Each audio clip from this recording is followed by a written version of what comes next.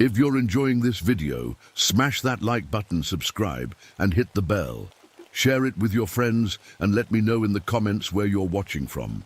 Every like and subscribe helps the channel grow. My name is David Harrington, and I've been a park ranger at the Adirondack Mountains for 3 years now. Most days, I love my job. Today started just like any other June evening in 1959. Beautiful, peaceful, and exactly why I chose this life. After coming home from Korea, the sun was setting as I began my evening patrol, turning the sky a deep gold that filtered through the tall white pines. I love that time of day when everything gets quiet and still. The gentle sound of Lake Placid's water lapping at the shore mixed with the chirping of chickadees in the trees. It was perfect. Too perfect, maybe. For the first time since I got back from the war, I felt something close to peace.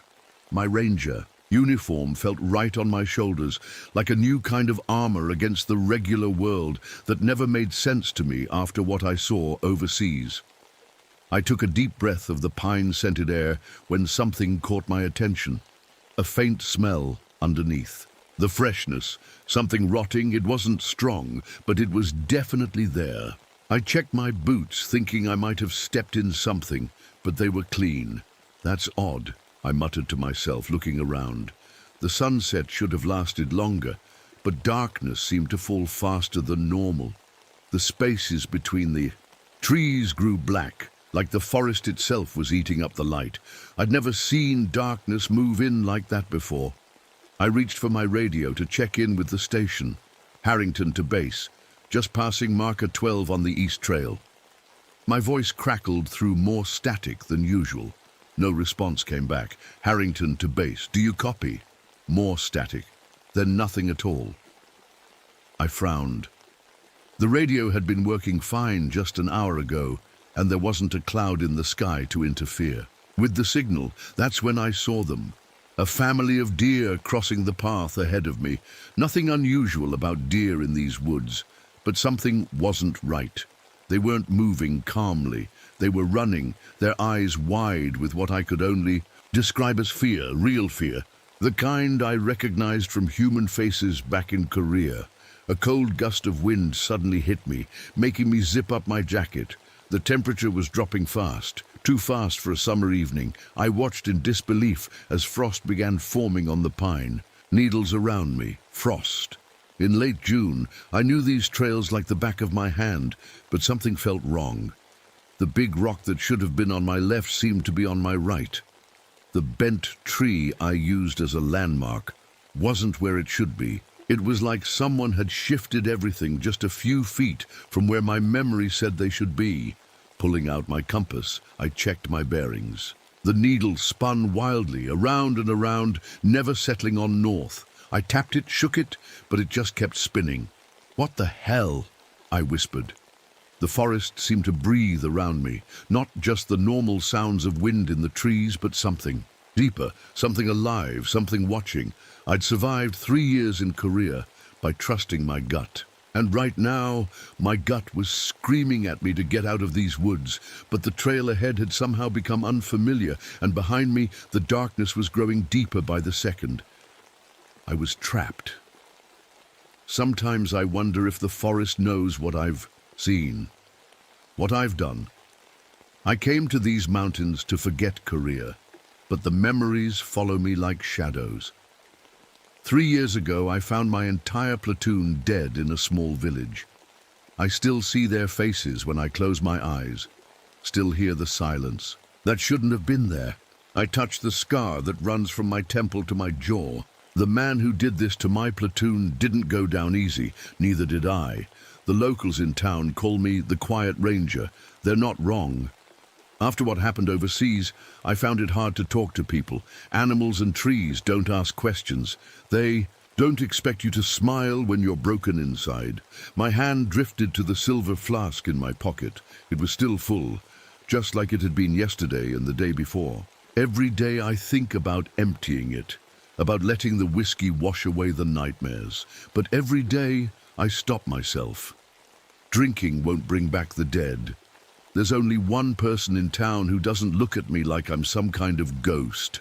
Annie, from the diner. She leaves me alone when I need it, talks when I don't, and somehow knows the difference. Yesterday she said, "David, you look at these mountains like they're home." Maybe she's right. When people go missing in these woods, they call me. My boss says I'm the best tracker he's ever seen. He doesn't know it's because I learned to track people who didn't want to be found in Korea. Skills like that come at a price. Pulled my grandfather's Blackfoot knife from its sheath and turned it over in my hand. The bone handle felt warm, even in the growing cold around me. Grandpa always said forests hold secrets, things most people won't ever see or understand. When I was a kid, I thought he was just telling stories. Now I'm not so sure. Last night, I woke up screaming again. Same nightmare as always. The dead. From my platoon, with faces stretched and wrong, coming closer and closer until I can't breathe. The neighbor's dog started howling when I screamed. I should probably apologize to Mrs. Fletcher again. My old commanding officer used to call me unkillable after I survived the bullet that gave me this scar, the grenade that killed Johnson but left me with just a few scars on my back, and the river that should have drowned me but didn't. Harrington's got 9 lives, he'd say. I hope he was right, because something in my gut tells me I might need a few of those lives tonight.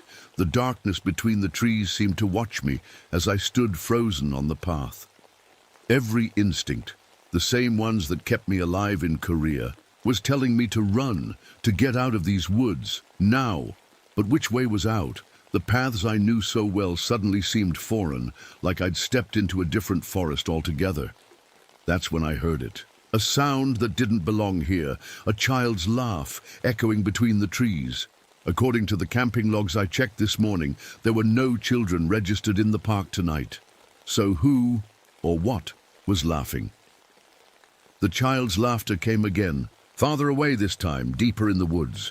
My flashlight beam cut through the darkness as I turned toward the sound.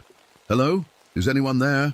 I called out, my voice sounding small in the vast silence. No answer came back, just the echo of my own words. I took a careful step forward, scanning the ground with my light.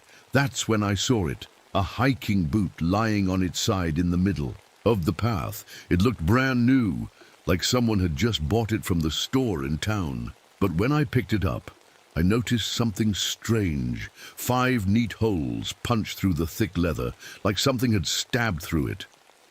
I set the boot back down exactly where I found it. Something wasn't right. Then I noticed the silence. Not just quiet. The woods are never truly quiet, but complete silence. No crickets, no rustling leaves, no distant owl calls, nothing. The silence was so complete it made my ears hurt, like being underwater. "This isn't normal," I whispered, mostly to hear any sound at all. My flashlight beam swept across the trees around me. What I saw made my blood run cold. Long, deep claw marks ran up the trunk of a nearby pine. Not bear marks. These were different. They started at my chest height and went up, nearly 15 feet high. No animal I knew could reach that high. I kept walking, hoping to find the main trail again. Instead, I found something that made my stomach drop. A ranger's clipboard lying face down in the dirt. I recognized it immediately. It belonged to Tom Miller, a fellow ranger who went missing 3 weeks ago.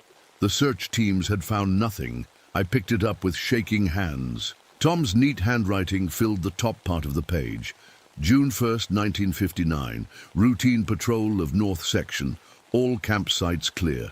Strange marks on trees near Old Mill Creek. Possibly bear, but pattern is unusual. Temperature dropping. Radio malfunctioning. I keep hearing what sounds like. The writing stopped there, ending in a jagged line that dragged across the page, like his hand had been pulled away mid-sentence. I tucked the clipboard into my bag. Tom's family deserved to have something of his back, at least.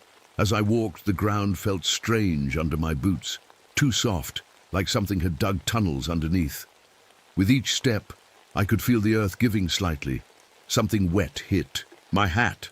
Then again on my shoulder, I looked up to see a thick, clear goo dripping from the branches above me. It looked like tree sap, but when a drop landed on my metal badge, it sizzled like acid. I quickly wiped it off, noticing it didn't burn my gloves or clothes, just the metal. 20 feet ahead, I saw something that stopped me in my tracks. A perfect circle of dead plants and grass, about 20 feet across.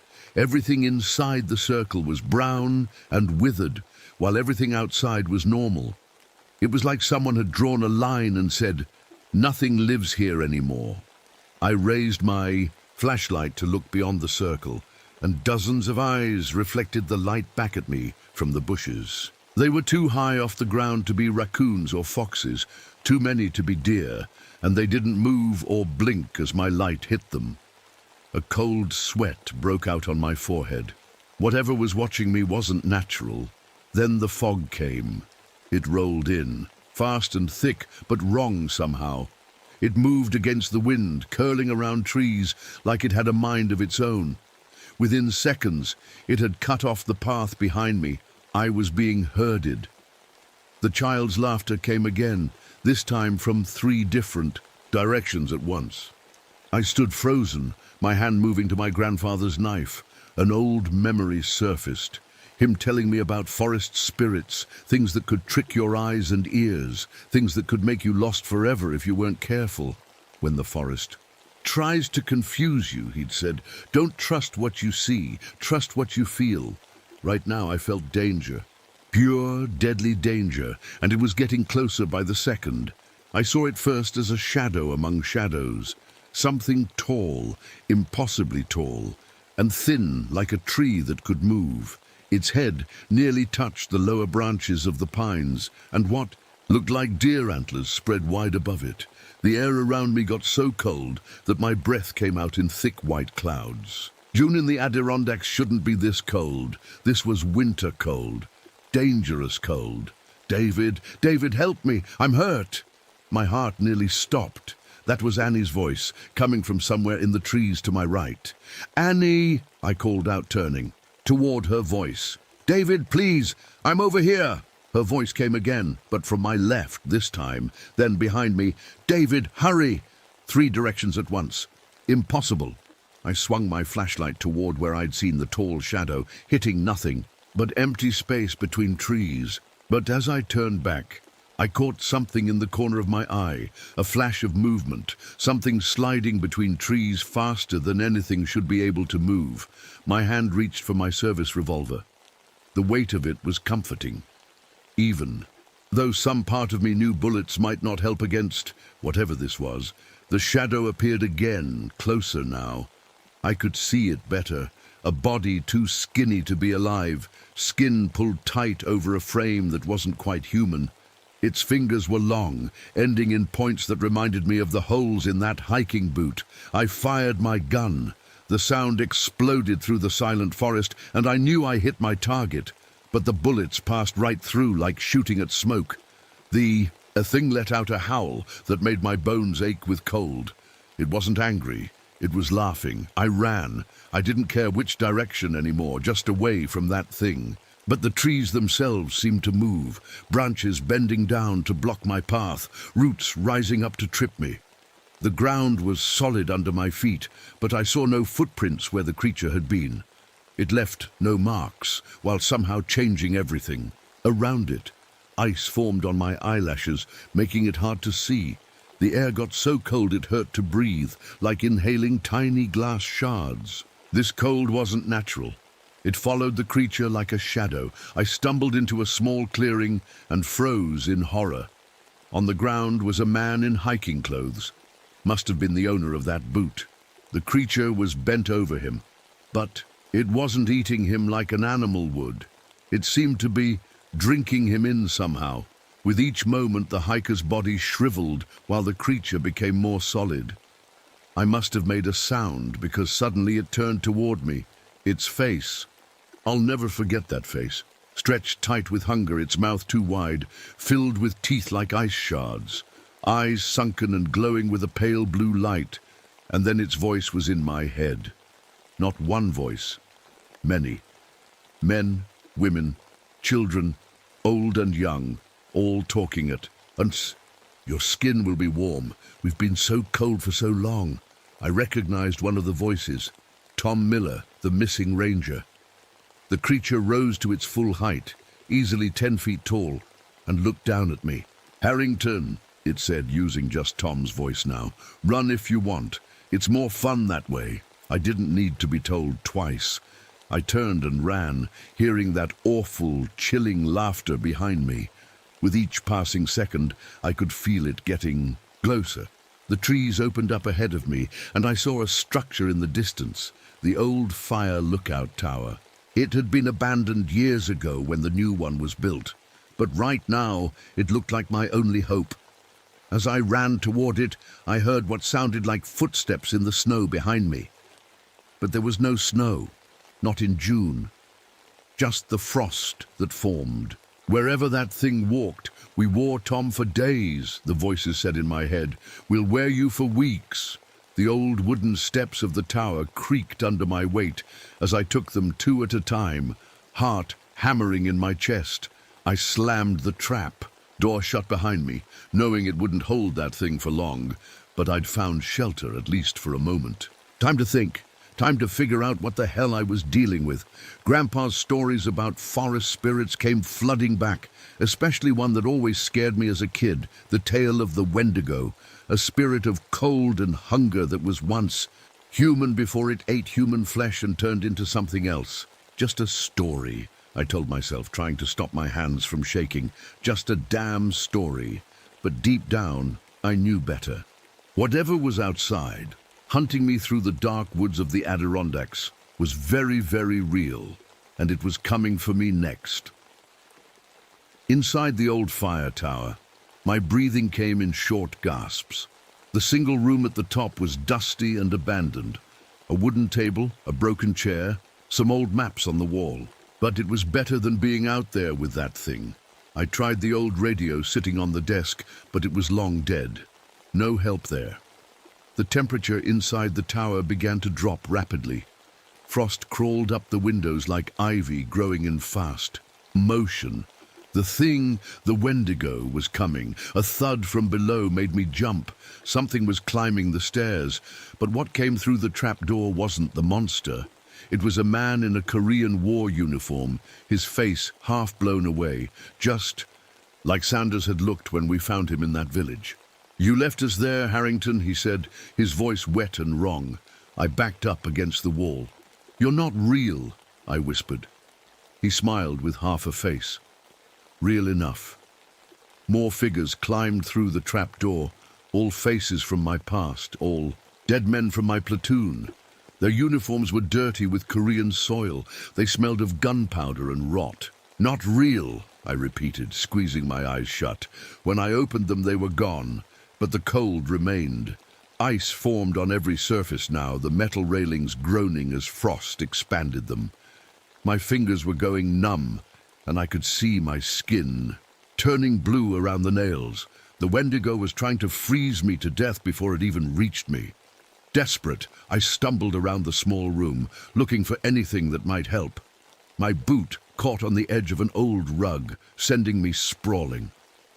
As I pushed myself up, I noticed something carved into the wooden floor where the rug had been, strange symbols in a circle. I recognized them from my grandfather's teachings, Algonquin protection symbols. But the circle was broken. One symbol faded away completely.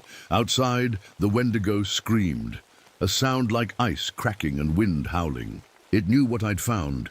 My numb fingers fumbled for my grandfather's knife.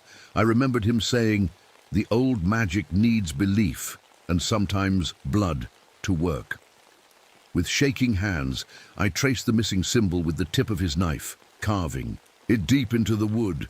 When I finished, I dragged the blade across my palm and pressed my bleeding hand to the symbol. "Keep evil out," I whispered, the way Grandpa had taught me. "Keep evil bound." A flash of blue light burst from the completed circle, and the tower shook with the Wendigo's scream of rage. The temperature rose just enough that I could feel my fingers again. The barrier wouldn't last long, but it gave me time to think.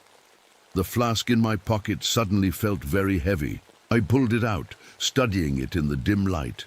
I'd found it on a trail 3 weeks ago, right around when Tom went missing, and kept meaning to turn it in to Lost and Found. But something about it kept me from doing that. Now I noticed details I'd missed before. Initials scratched into the bottom, T.M. Tom Miller, and something else. Tiny tooth marks around the rim, like someone had desperately chewed on it. The pieces clicked together in my mind.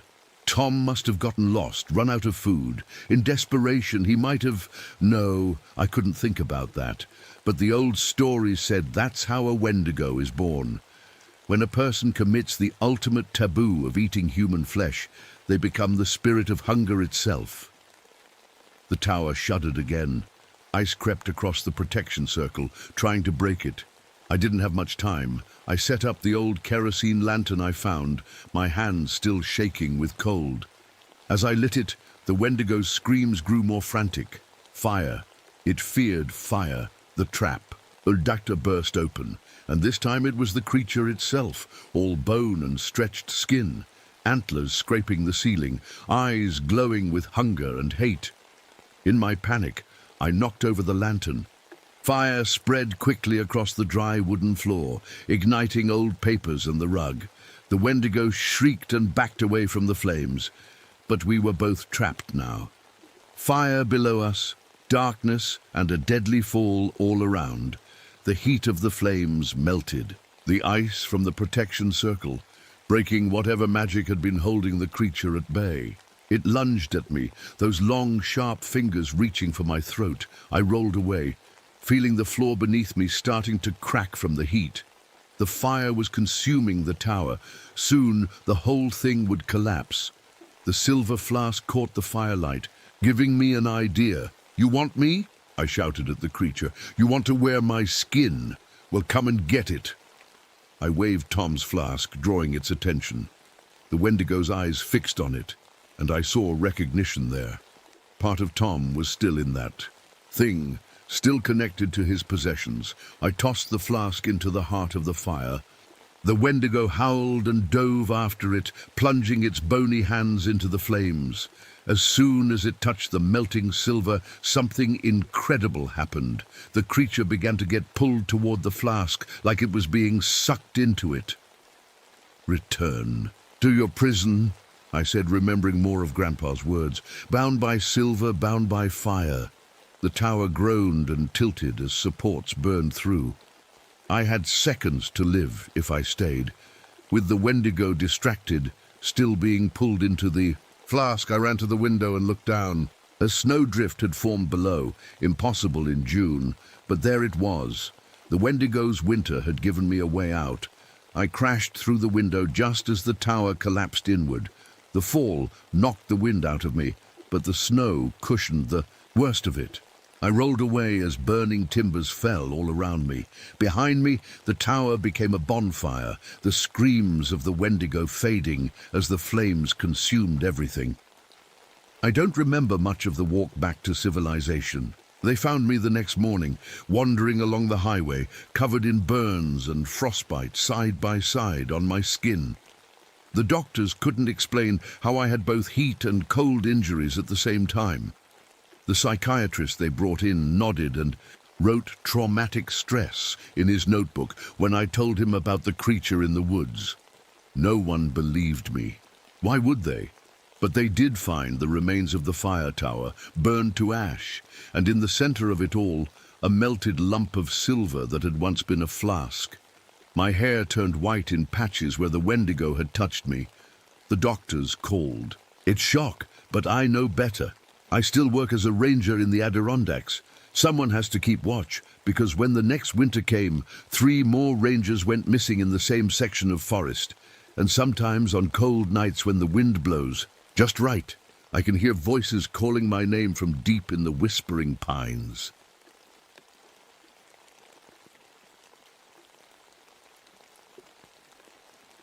My name is Josephine Winters. but everyone calls me Joe. I've been a park ranger at Shawnee National Forest for 12 years now, and I know these woods better than I know most people. That's how I like it.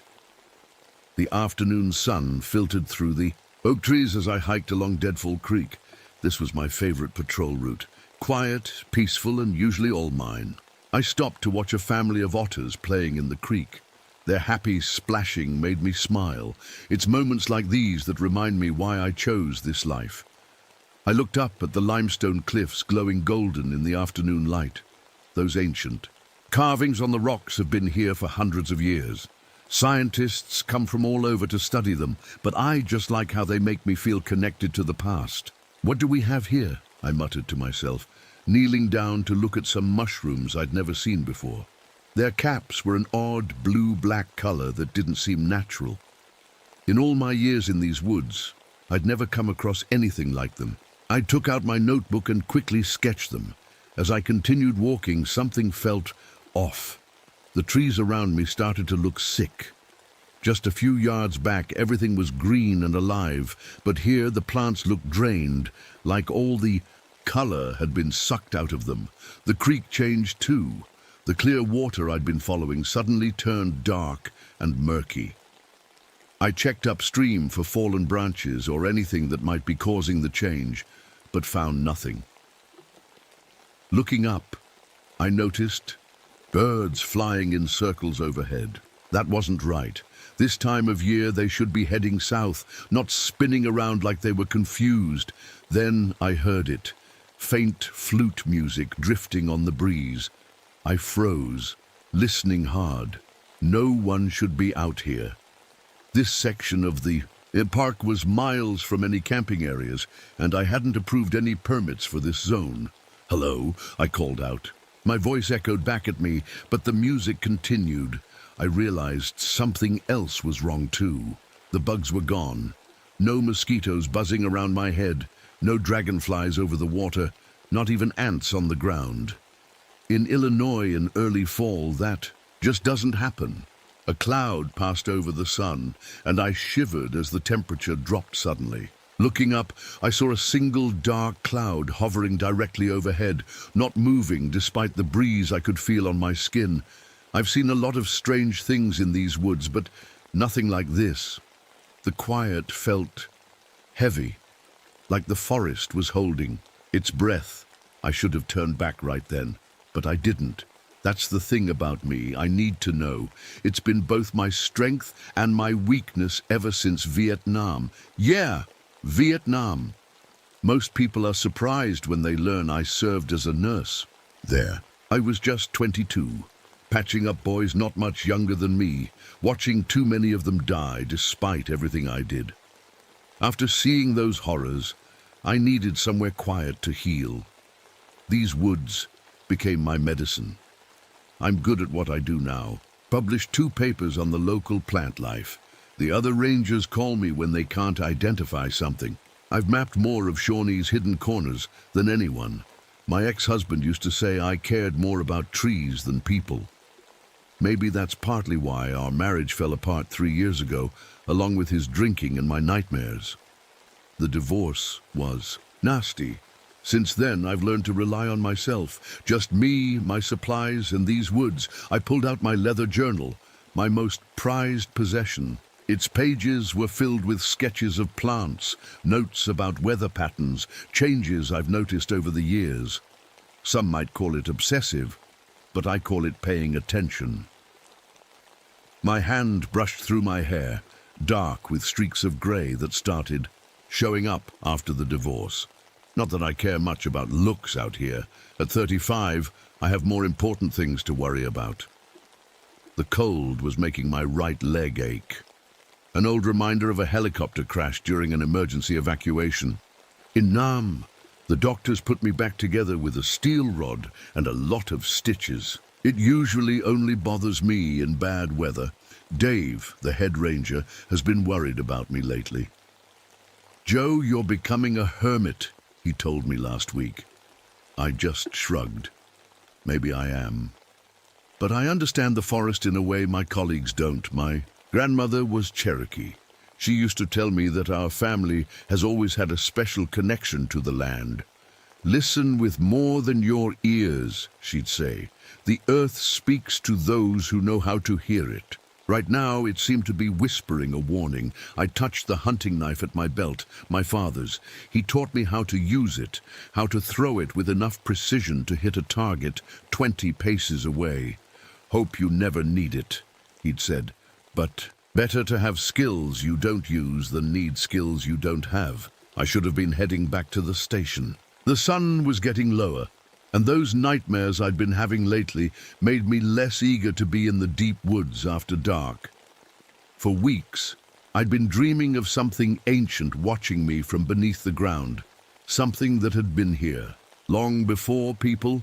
As I turned to head back, those dreams suddenly felt less like dreams and more like warnings.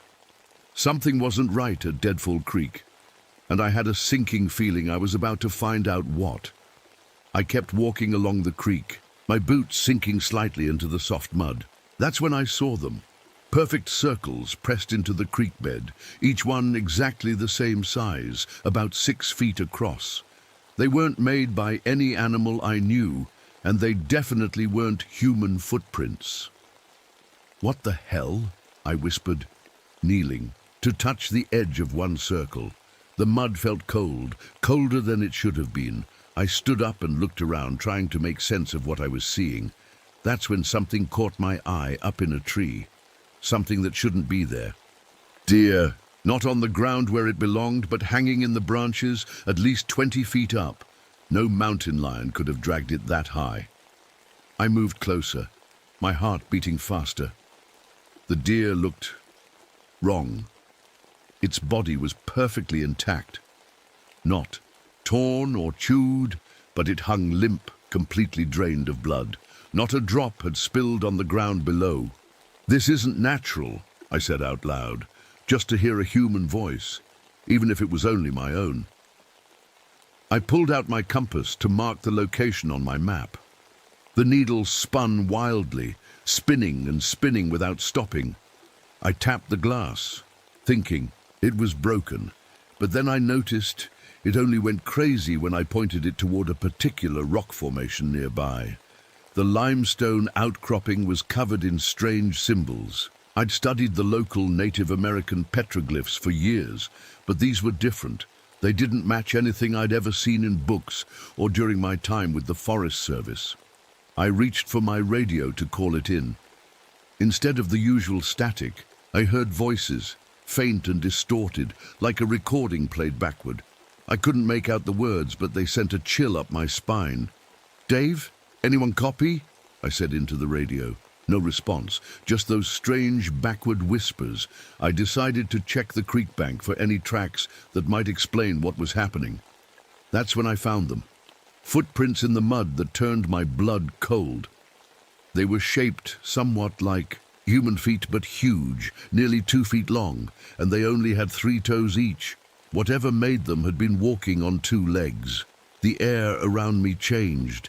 It smelled like a thunderstorm was coming, that sharp metallic smell of ozone mixed with something coppery like blood. But the sky was clear, except for that one strange cloud still hanging overhead. I turned back to the creek and froze. The water was flowing upstream.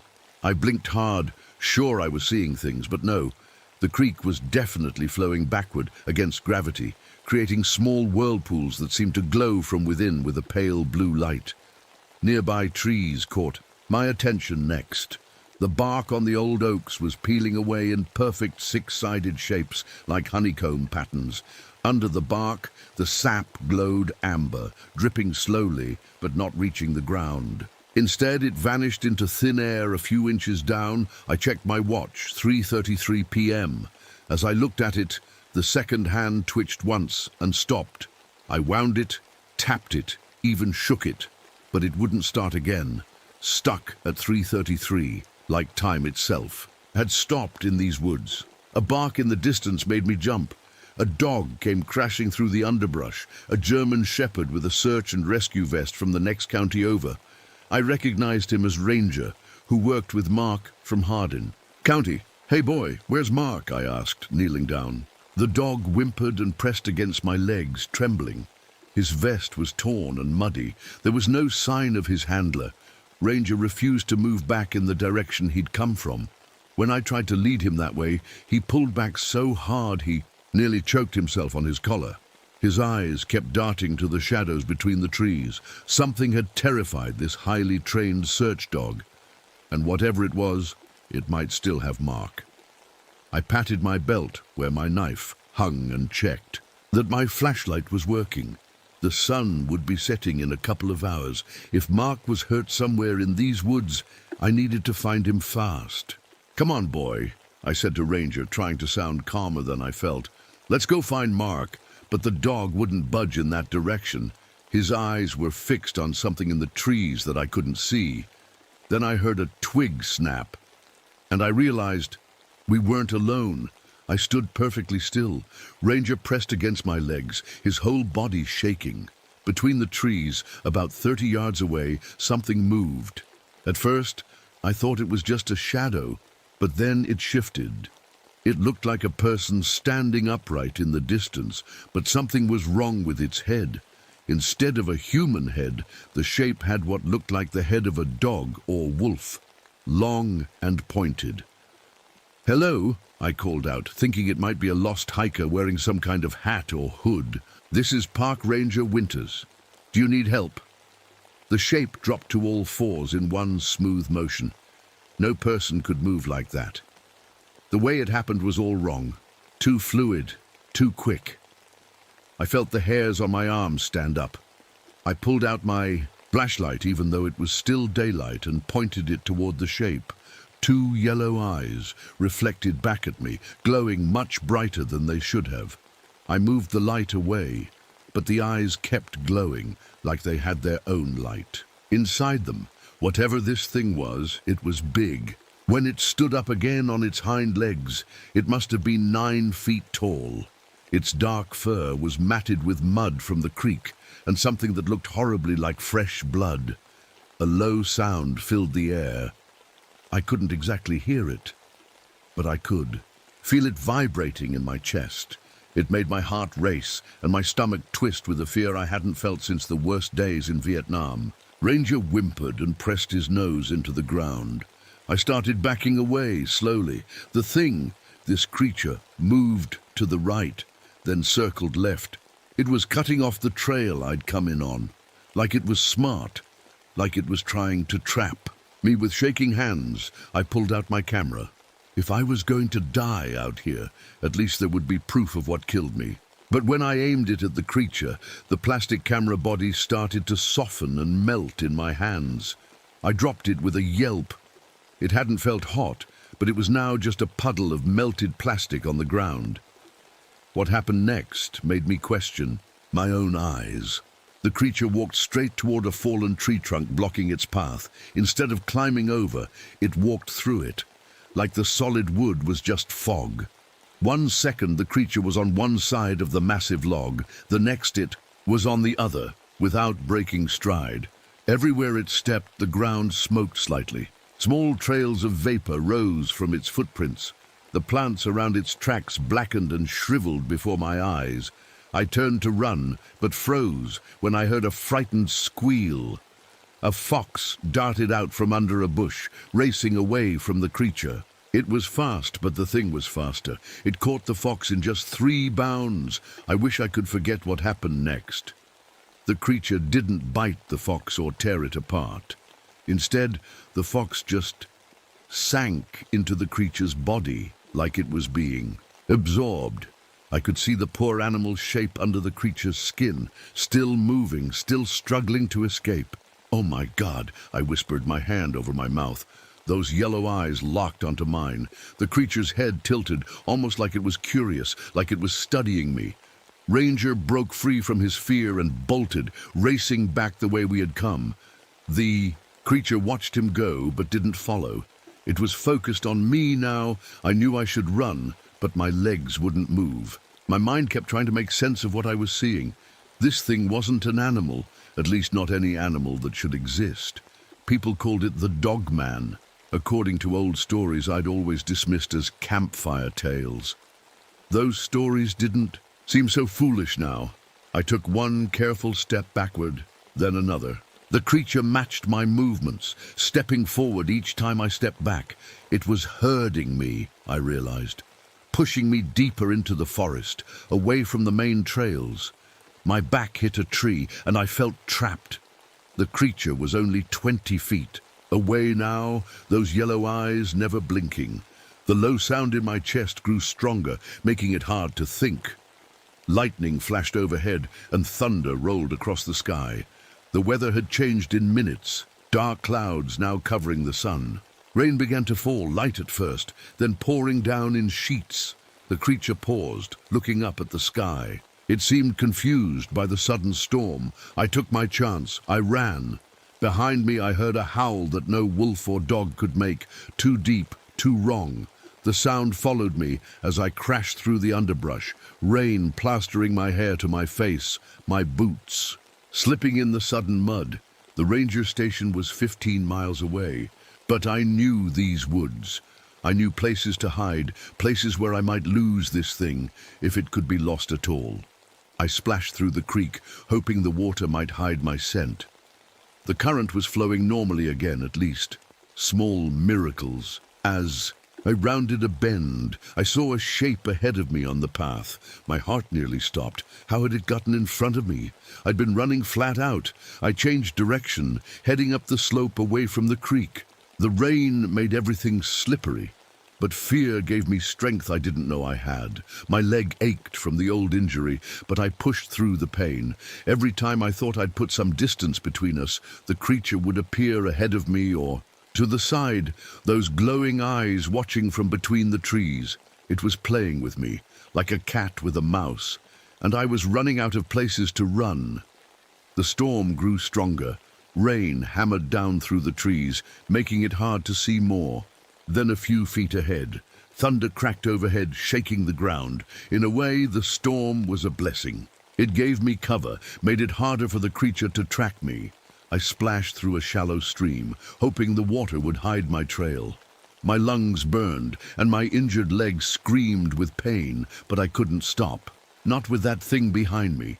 The dwarf creature seemed to be using the creek like a highway. Whenever I got near water, it would appear, those yellow eyes glowing through the rain. It was forcing me to move deeper into the forest, away from any paths that might lead to safety. As I crested a small hill, I heard voices, human voices. Through the trees, I saw a small clearing with 3 tents. College kids, from the look of them, huddled under a tarp to stay dry. They were camping illegally, but that was the least of my concerns right now. "Hey!" I shouted, half running, half limping toward them. "You need to pack up, now!" They looked up, startled. 2 guys and a girl, probably in their early 20s. "Ah, you a ranger?" one of the guys asked, looking at my uniform. "Yes, there's no time to explain. Something dangerous is out here. We need to move right now." My voice was shaking. The second guy laughed. "What, like a bear? We hung our food up." "It's not a bear," I said, looking nervously over my shoulder. "Please, just trust me." "Lady, you look crazy right now," the first guy said. "We're not going anywhere in this storm." I could feel time running out. "Listen to me. Your lives are in danger." There's something. A howl cut through the sound of the rain, closer than I expected, much closer. The girl heard it too. What was that? That didn't sound like a wolf. "It's not," I said quietly. "Get your stuff. We need to move." The first guy stood up, annoyed. "Look, Ranger, whoever you are, we're not breaking camp because you heard some coyote and got spooked." He never finished his sentence. The creature burst from the trees behind him, moving faster than anything that size should be able to move. Before I could even shout a warning, it had him. One moment he was standing there arguing with me, the next he was gone, dragged into the darkness with just a short, cut-off scream. The girl screamed. The other guy stood frozen in shock. "Run!" I shouted, grabbing the girl's arm. "Now!" We ran. The 3 of us crashed through the undergrowth, blind with panic. Behind us came sounds no human should ever have to hear. Then the second guy tripped on a root and went down hard. The girl and I stopped. turning back. "Get up!" she screamed at him. "Kevin, get up!" But it was too late. The creature was on him in seconds. This time I saw it clearly despite the rain, saw how it tore into him, saw how it fed. The girl's screams turned to silent sobbing. I pulled her along, knowing we couldn't help Kevin now. "What is that thing?" she gasped as we ran. "I don't know," I admitted, "but it's hunting us." We stumbled through the forest for what felt like hours, the storm still raging around us. The girl, Sarah was her name, had gone quiet with shock. I had to practically drag her along. "There's a cave system nearby," I told her, trying to keep her focused. "If we can reach it, maybe we can hide." But Sarah was falling apart. The horror of watching her friends die had broken something inside her. She kept looking back, jumping at every sound, slowing us down. When we finally found the cave entrance, I had to push her inside. The narrow opening was half hidden by bushes. Easy to miss if you didn't know it was there. Inside, the sound of the rain faded. I clicked on my flashlight, checking our surroundings. The beam caught something on the cave wall. Markings, symbols. They looked like the ones I'd seen on the limestone outcropping earlier, but older, worn by time. My grandmother told stories. "About these caves," I whispered. "Said the old people marked them as warning places, places not to go." Sarah wasn't listening. She sat huddled against the wall, arms wrapped around herself, rocking slightly. I moved deeper into the cave, my flashlight revealing more symbols. These looked almost like instructions, though I couldn't read them. The beam caught something else, something that made my blood freeze. A pile of bones in the corner, human bones yellowed with age, and beside them a rusty metal box.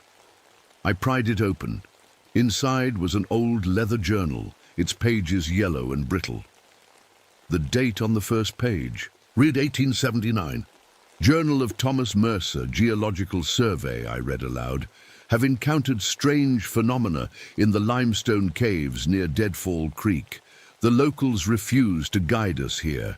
Speak of an old evil that walks like a man but hunts like a wolf." I flipped through the pages quickly. The journal described encounters with the same creature we were facing now. It had been here for a long, long time. Deeper in the cave, I found more evidence, newer items. A backpack from the 1950s, a camera from the 1970s, a hiking boot that couldn't be more than a few years old. This thing had been taking people for generations, and no one had connected the disappearances. Sarah's voice startled me. "It's coming." She stood at the cave entrance, staring out into the rain. "I can feel it." I hurried back to her, pulling her deeper into the cave. "We need to keep moving." "Why bother?" she said, her voice flat. "It's going to get us anyway." "No," I said firmly. "I'm not giving up." My mind raced, trying to piece together what I'd learned. The creature stayed near Deadfall Creek. It never wandered far. Why? What kept it here? Then I remembered something from my geology classes.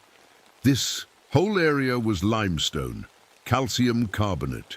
In the old stories my grandmother told, creatures of darkness were often weakened by calcium. It was why they couldn't cross running water, why they hated bones. The cave ceiling was low here, the passages narrow. If I could somehow bring it down. My time in Vietnam came back to me. I'd worked with demolition teams a few times, learned how structure points worked.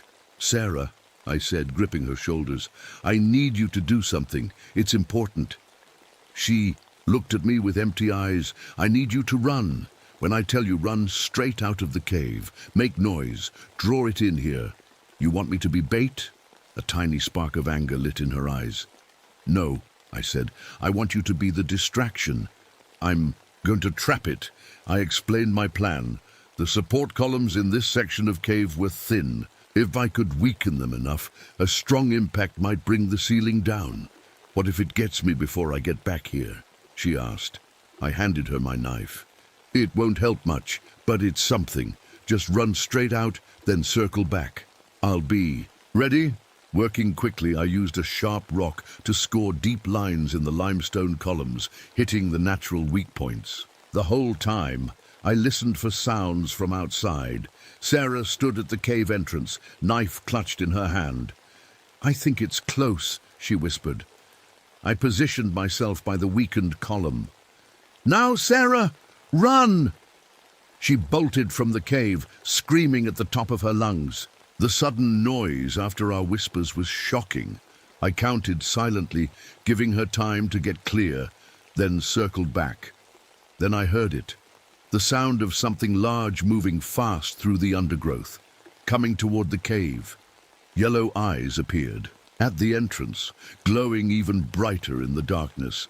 The creature ducked its head, entering slowly, sniffing the air. I pressed myself against the wall, hardly daring to breathe. It moved deeper into the cave, following our scent. When it reached the narrowest part, right between the columns I'd weakened, I struck. I slammed my body against the scored pillar with every ounce of strength I had. Nothing happened. The creature turned, those yellow eyes fixing on me. It let out that low sound again, the one I felt in my chest more than heard. Desperate, I grabbed a large rock and smashed it against the column. Once, twice. On the third hit, I heard a crack, then another. The creature looked up just as the ceiling began to give way. Rocks crashed down, tons of limestone falling at once. The creature howled, a sound of rage and pain that would haunt my nightmares forever. I turned and ran, dust and debris chasing me out of the cave. The whole hillside seemed to be collapsing.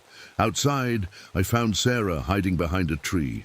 Together, we watched as the cave entrance disappeared under rubble. The storm was passing. The rain had slowed to a drizzle. "Is it dead?" Sarah asked, her voice barely a whisper. "I don't know," I answered honestly. "But it's trapped, at least for now." We made it back to the ranger station the next morning. They sent out search teams for the missing students, but only found one body. The other was never recovered. No one believed our story. They wrote it off as animal attacks, maybe a bear, maybe a pack of coyotes. The official report mentioned nothing about 9-foot creatures with glowing eyes. Sarah was hospitalized for shock. Last I heard, she still wouldn't talk about what happened. As for me, I tried to tell them, tried to explain. But after the third psychological evaluation, I gave up. My voice gave out a week after the incident. The doctors called it psychosomatic trauma, said it would come back eventually. It never did. I still work at Shawnee, but I stay away from Deadfall Creek now. Instead, I keep detailed journals, maps, warning signs that only those who know what to look for will understand. Every full moon, I check the cave site. Make sure the rubble hasn't shifted. Make sure nothing has dug its way out. And sometimes, on quiet nights when the moon is dark, I think I can feel it down there, waiting, healing, growing stronger. The old stories say you can't kill something that was never truly alive. You can only trap it and hope the prison holds, so I keep watch, and I write my warnings. And I pray that no one ever clears away those fallen rocks, because I know what's waiting underneath.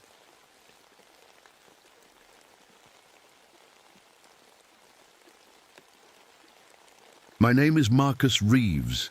I've been a park ranger at Coconino National Forest for almost 15 years now, but what happened last summer still keeps me up at night. I'm writing this down because I need someone to know, even if no one ever believes me. It all started on a warm Tuesday afternoon in July 1985. I was driving my patrol jeep through the tall ponderosa pines, just like I did every day. The sun was getting low, making the orange bark of the trees glow like they were on fire, but not the bad kind of fire, the kind that makes you want to stop and stare. The air smelled amazing that day. You know that sweet vanilla scent that comes from hot pine needles? It was everywhere, mixing with the dusty smell of the desert soil. Those are the smells of home to me, the smells I grew up with. I remember looking up through my windshield and seeing red-tailed hawks circling in the sky. They were riding the warm air that rose from the canyon walls, just floating up there without a care in the world. Everything seemed so peaceful. I pulled up to Widow's Point Overlook around 5 o'clock. It's usually our busiest spot. Families taking photos, hikers resting, tourists oohing and eyeing at the view. The red sandstone formations below look like they're from another planet, especially when the shadows start to stretch across them like fingers. But that day, there was nobody. Not a single car in the parking lot besides mine. No hikers, no families with noisy kids, nothing. That's weird, I said out loud to myself. The weather was perfect, not too hot, with a nice breeze. It was the third day in a row with no visitors, which never happens in July. Peak tourist season, and suddenly everyone decided to stay away. It didn't make sense. Then I heard it, a faint drumming sound coming from somewhere deep in the canyon. I know the rules better than anyone, and no one had permits for any kind of gathering down there. I made a note to check it out, though part of me didn't want to. The sun dipped behind a cloud just then, and everything turned blood red for a minute. The rocks, the trees, even my hands on the steering wheel, all bathed in this deep crimson light. A chill ran up my spine despite the warm day. Something felt off. I turned on my radio to call it in, but all I got was static. Not the usual kind, though. This static had a rhythm to it, almost like someone tapping out a code. It wasn't Morse. No Morse code from my dad, but it definitely had a pattern. Hello? Ranger Station? This is Marcus at Widow's Point. Anyone copy? Nothing but that weird static. I got out of the Jeep, and that's when I saw the dust devil. You know, one of those little dirt tornadoes? Except this one wasn't moving. It was just spinning in the same spot at the edge of the canyon, like it was stuck there. But there was wind. I could feel it on my face, moving in a completely different direction. As the sun got lower, the shadows started doing things they shouldn't. I'd look at a rock formation, and it would seem normal. But when I looked away, and then glanced back from the corner of my eye, it looked different, like it had shifted a few feet, or changed shape entirely. When I stared straight at it, though, everything looked normal again.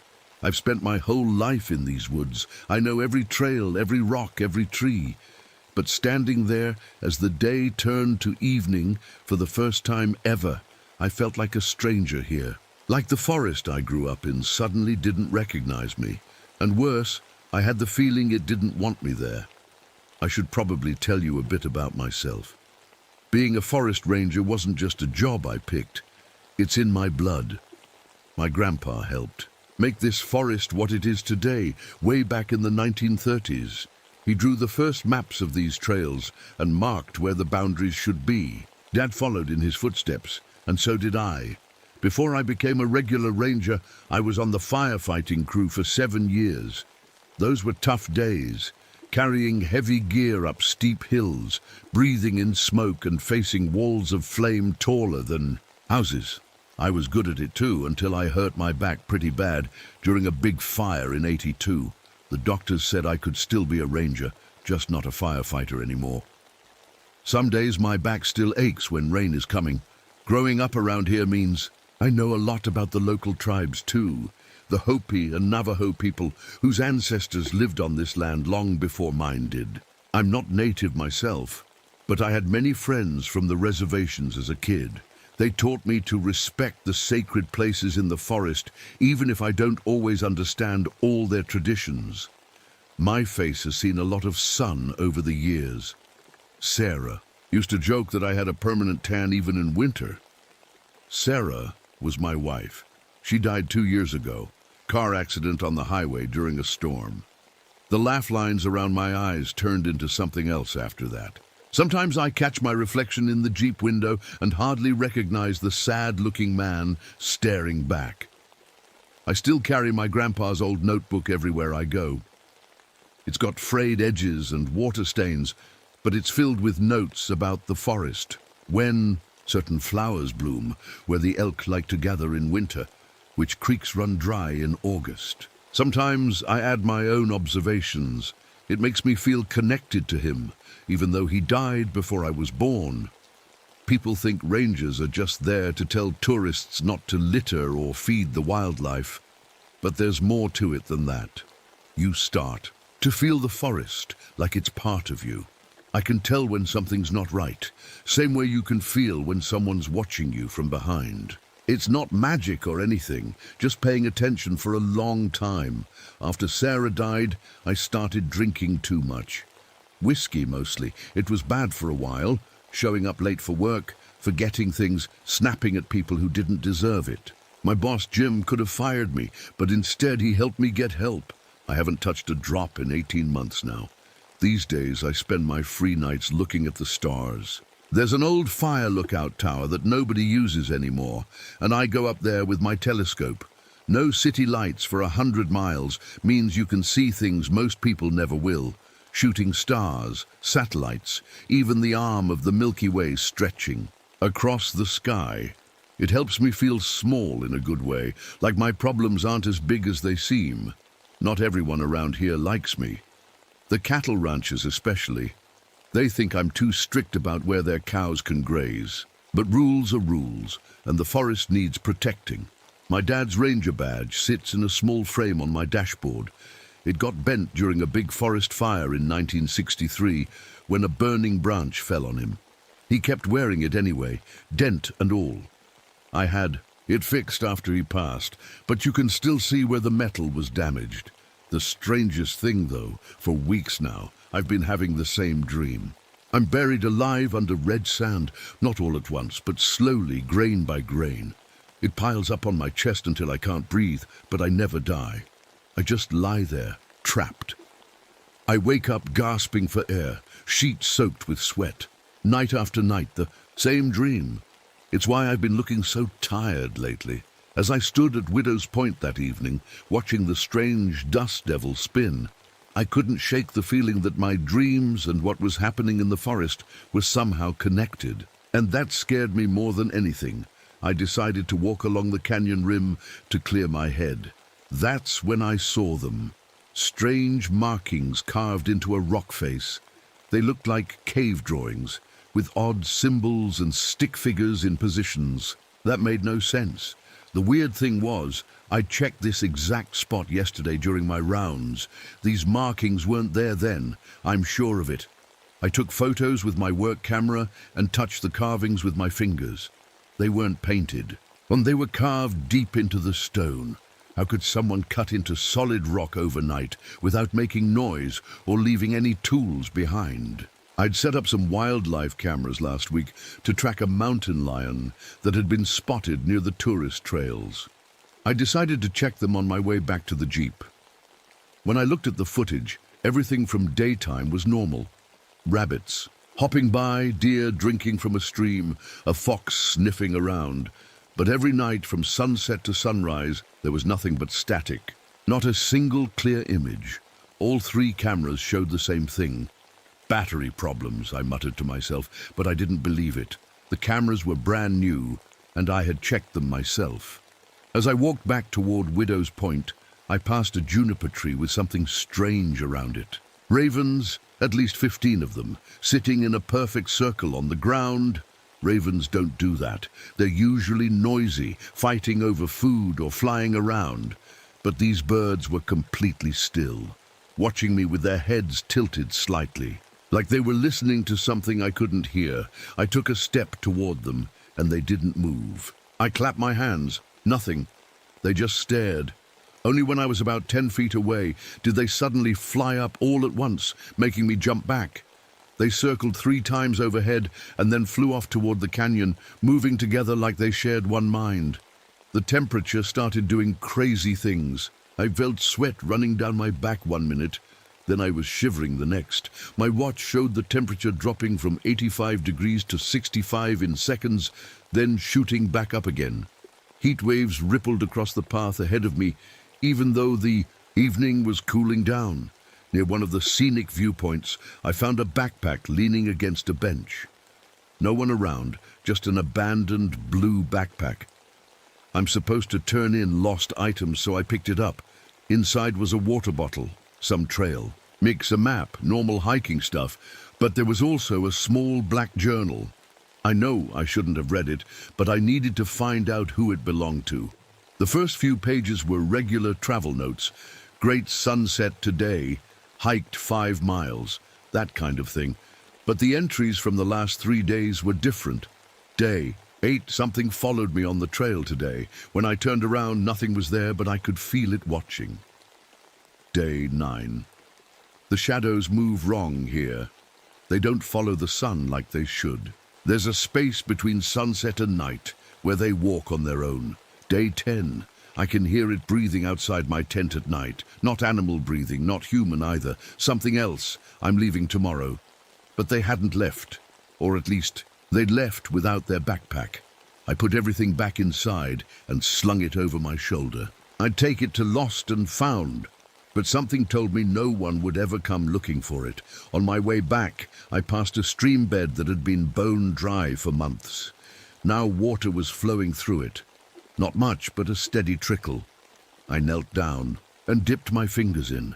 The water was warm, almost hot, and smelled like metal, like copper, like blood. That's when my radio crackled to life, making me jump.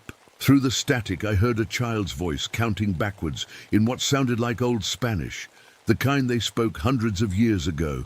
Tres, dos, once. I don't speak much Spanish, but I know numbers. 13, 12, 11. The voice continued counting down slowly, getting quieter with each number. By the time it reached uno, it was just a whisper. Then silence. I tried calling the ranger station again, but got nothing but static. Back at my jeep, I pulled out my grandfather's notebook. I remembered him writing about strange happenings in the forest. I flipped through the yellowed pages until I found it. Notes from 1947, almost 40 years ago. June 17th, 1947. Animals acting strange. Temperature fluctuations. Markings appearing on rocks overnight. June 18th, 1947. Radio picking up voices that shouldn't be there. Water flowing uphill in Dead Man's Creek. June 19th, 1947. All park personnel evacuated. No explanation given. Will return in 3 days. There was nothing else about it. Just wrote that they returned on June 22nd and everything was normal again. No explanation of what happened or why they left. As I walked along the path back to my jeep, pine cones started falling from the trees. Not random like they usually do, but in a rhythm. Tap, tap, tap, like footsteps following me. When I stopped, they stopped. When I walked, they started again. I pulled out my compass, thinking I'd double-check my location before heading back. The needle spun wildly for a moment, then stopped, pointing firmly southwest. I turned in a circle, but no matter which way I faced, the needle kept pointing to the same spot, about 2 miles southwest of where I stood. Something was there. Something was calling me. And despite every instinct telling me to get in my jeep and drive far away, I knew I had to find out what it was. I grabbed my flashlight, water bottle and radio from the jeep, though I doubted the radio would work. The sun was setting fast now, painting the sky in deep oranges and purples. I should have headed back to the ranger station. That would have been the smart thing to do. But something pulled me toward that spot my compass was pointing to. I'd hiked about half a mile when I saw it. A coyote sitting on top of a large boulder watching me. We get plenty of coyotes around here, but this one was wrong. Its legs were too long, its body too thin, and its eyes, they weren't animal eyes. They looked human, aware in a way that made my skin crawl. "Hey," I called out, trying to scare it away. The animal didn't move. It just kept staring at me with those eyes that knew too much. I reached for my radio. "Base, this is Marcus at Section 12. I've got an unusual animal sighting. Possible rabies. Request backup." The words had barely left my mouth when the coyote's jaw moved. "Base, this is Marcus at Section 12. Request cancelled. All clear here." It was my voice, exactly my voice, coming from the coyote's mouth. I dropped the radio. The animal's head tilted like it was amused by my fear. Then it started to change. I can't describe it any other way. Its body twisted and cracked, bones shifting under skin. The sound was like stepping on dry branches, but wetter, more alive. In seconds, the coyote was gone, and a raven sat in its place. A raven with the same knowing eyes. The bird took flight, circling once above my head before landing on a tree branch. Another series of wet cracks, and a mountain lion now looked down at me from the branch that should have broken under its weight.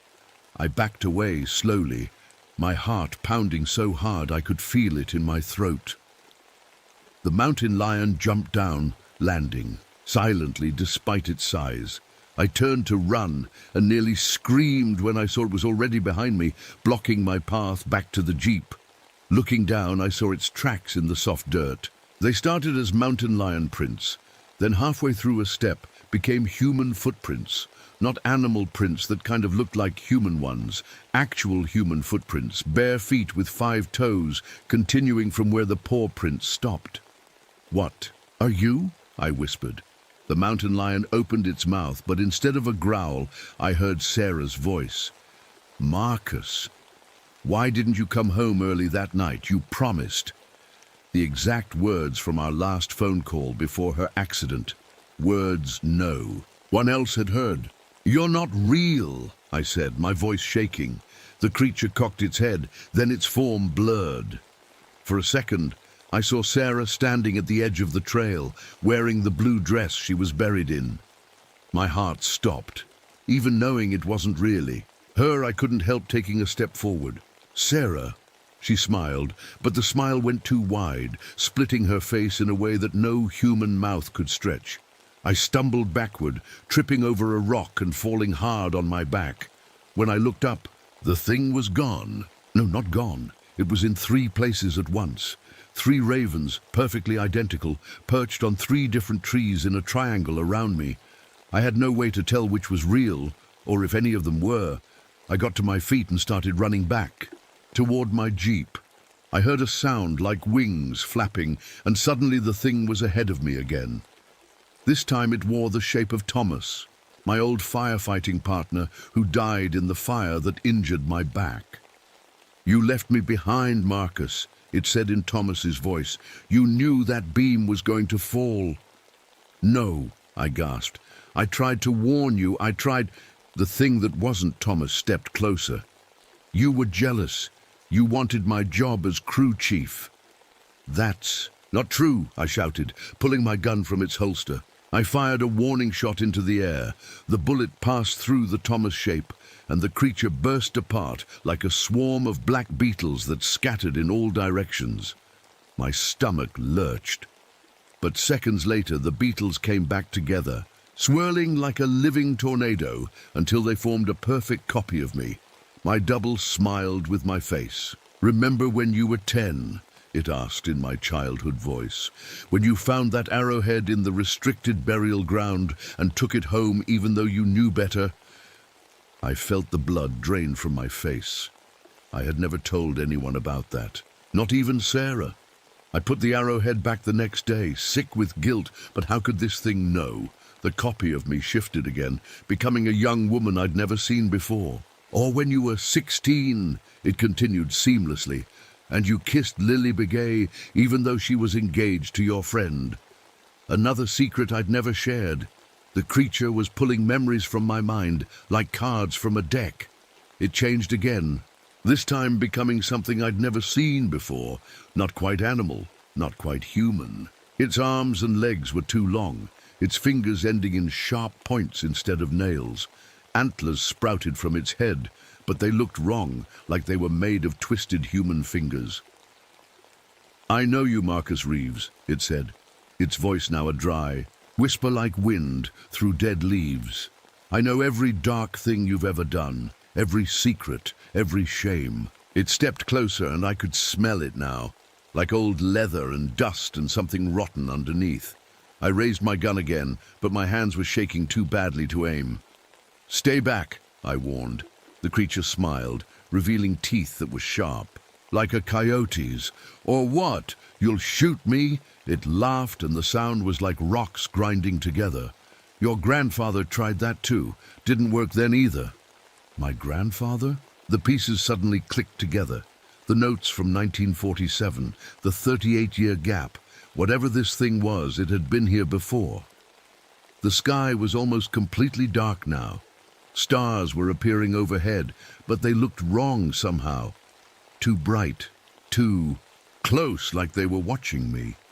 "What do you want?" I asked, trying to keep my voice steady. The creature cocked its head. "To play," it said simply. "To feed. To remind you that this was never your land to begin with." It lunged at me then. Faster than anything, should be able to move. I fired my gun, but it didn't even slow down. I turned and ran blindly into the darkening forest, branches whipping my face, roots trying to trip me. Somewhere in the back of my mind, I remembered something my grandfather had written, something about an old kiva, a sacred underground room, built by the ancestors of the Hopi. If I could find it, maybe I could. I didn't know what I could do, but I ran toward where I thought it might be, the sound of something not quite human crashing through the woods behind me. I ran until my lungs burned. The moonlight barely broke through the trees, but somehow I knew where I was going. Maybe it was luck. Maybe it was my grandfather guiding me somehow. I found the kiva just as I heard that thing crash through the underbrush behind me. The kiva looked like a small hill with a hole in the top, half hidden by bushes. Most tourists walk right past it without noticing. It's an ancient underground room where native people once held ceremonies. My grandfather's notes mentioned it had special symbols inside that might offer protection. I slid down through the roof. Entrance, landing on the packed dirt floor about 8 feet below. My flashlight showed a circular room, about 15 feet across with a low ceiling. The walls were made of stone and had faded paintings of animals, people and symbols I didn't understand. As soon as I got inside, I felt safer, like the air itself was different in there. The thing outside must have felt it too, because it started, circling the kiva, making a sound that wasn't quite a growl and wasn't quite human speech. I swept my flashlight around the room. The beam caught something reflecting in a small crack between 2 stones in the wall. I dug my fingers in and pulled out a small metal box, the kind old-time tobacco used to come in. Inside was a folded piece of paper, brittle with age. It was my grandfather's handwriting, but not from his ranger notebook. This was something else, something he'd hidden here on purpose. July 19th, 1947. If you're reading this, it's come back. The Navajo call it Yinaldlushi, skinwalker. It appears every 38 years when the stars align a certain way. It feeds on fear, shame, and regret. It gets inside your head and uses your own memories against you.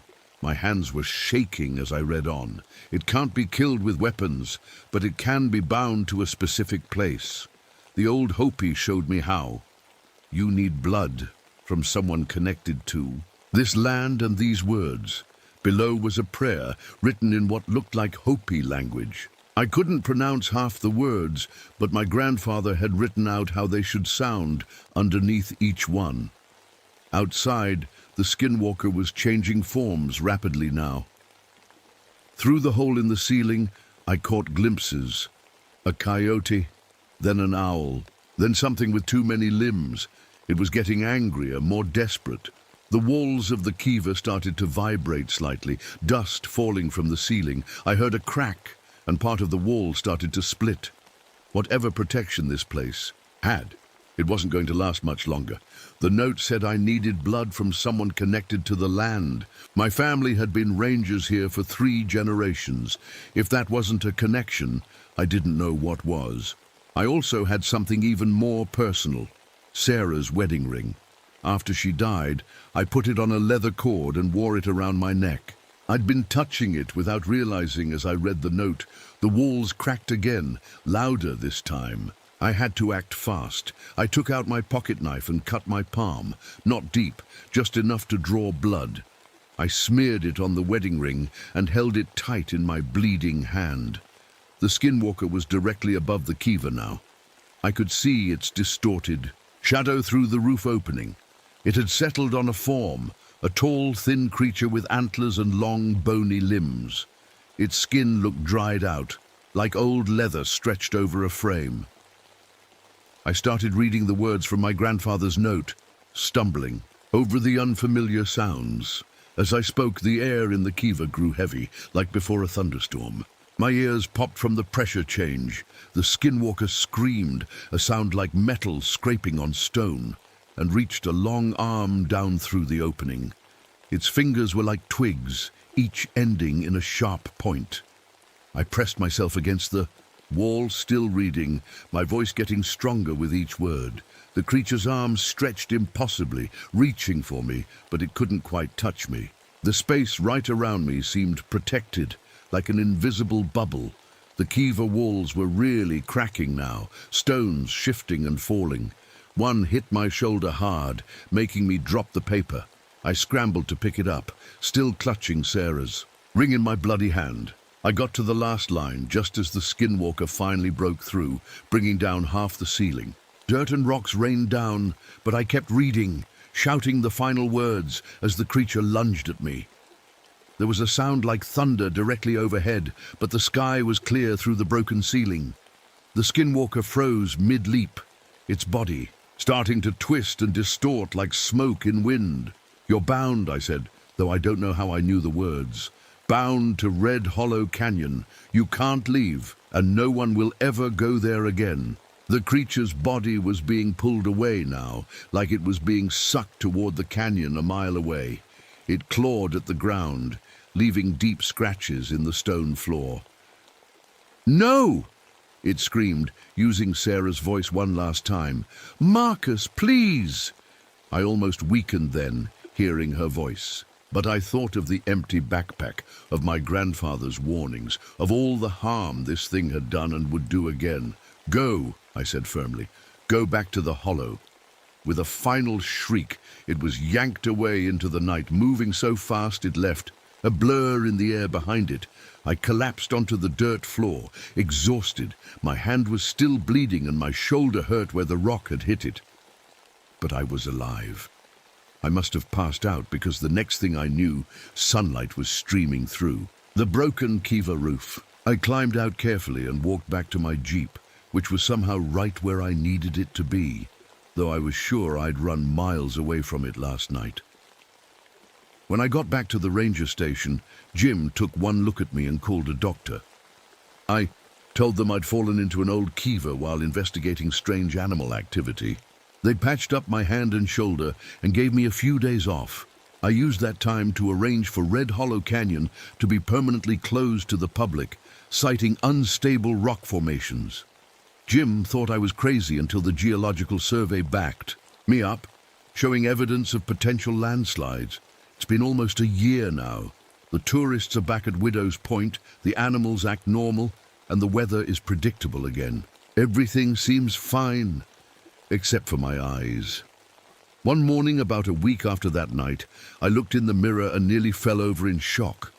My right eye, which had been brown my whole life, was now a golden yellow color, exactly like the skinwalker's eyes had been. The doctor called it spontaneous heterochromia and said it was rare but not dangerous. But I know what it really is. It's a reminder that part of that thing is still with me and part of me is with it. A connection that won't be broken until the next cycle. 38 years from now. I'll be an old man by then, if I'm alive at all. But I've already started keeping better notes than my grandfather did. Whoever faces this thing next, maybe my son or daughter, if I ever have one, they'll be more prepared than I was. Sometimes when I'm alone in the forest at dusk, I feel it watching me from the direction of Red Hollow.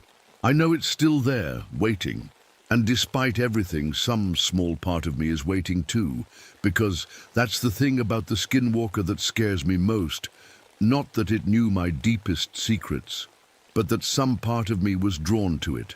Some dark piece of my soul recognized something in that creature, something ancient and hungry that lives in all of us, and in 38 years, when the stars align again, it will call to someone new. I just hope they find my notes and the strength to do what needs to be done. Until then, I'll keep watching, I'll keep guarding. And on quiet nights, when the wind blows from the direction of Red Hollow, I'll try not to listen too closely to what sounds like my name being whispered among the pines.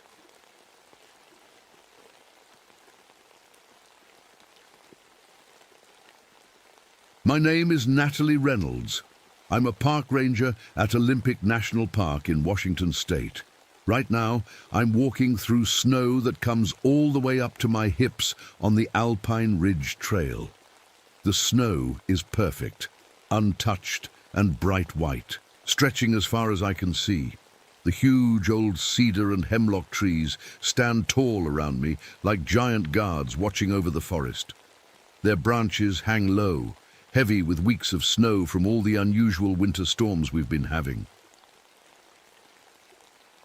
The afternoon. Sun makes the snow magical. Light bounces through little ice crystals, creating tiny rainbows across the white ground. I stop for a moment just to take it all in. I pull out my map and check it carefully. I need to make sure I'm going the right way to reach the weather station.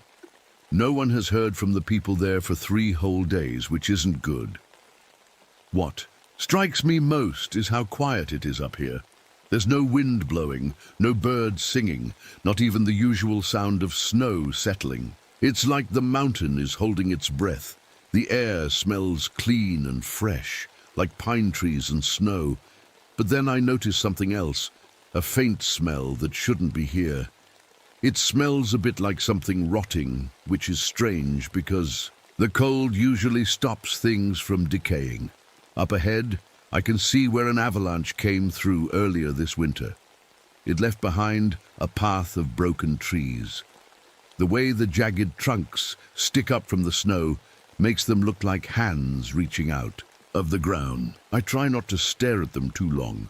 Suddenly the sky changes, thick clouds roll in, and within minutes the bright afternoon turns dark like evening.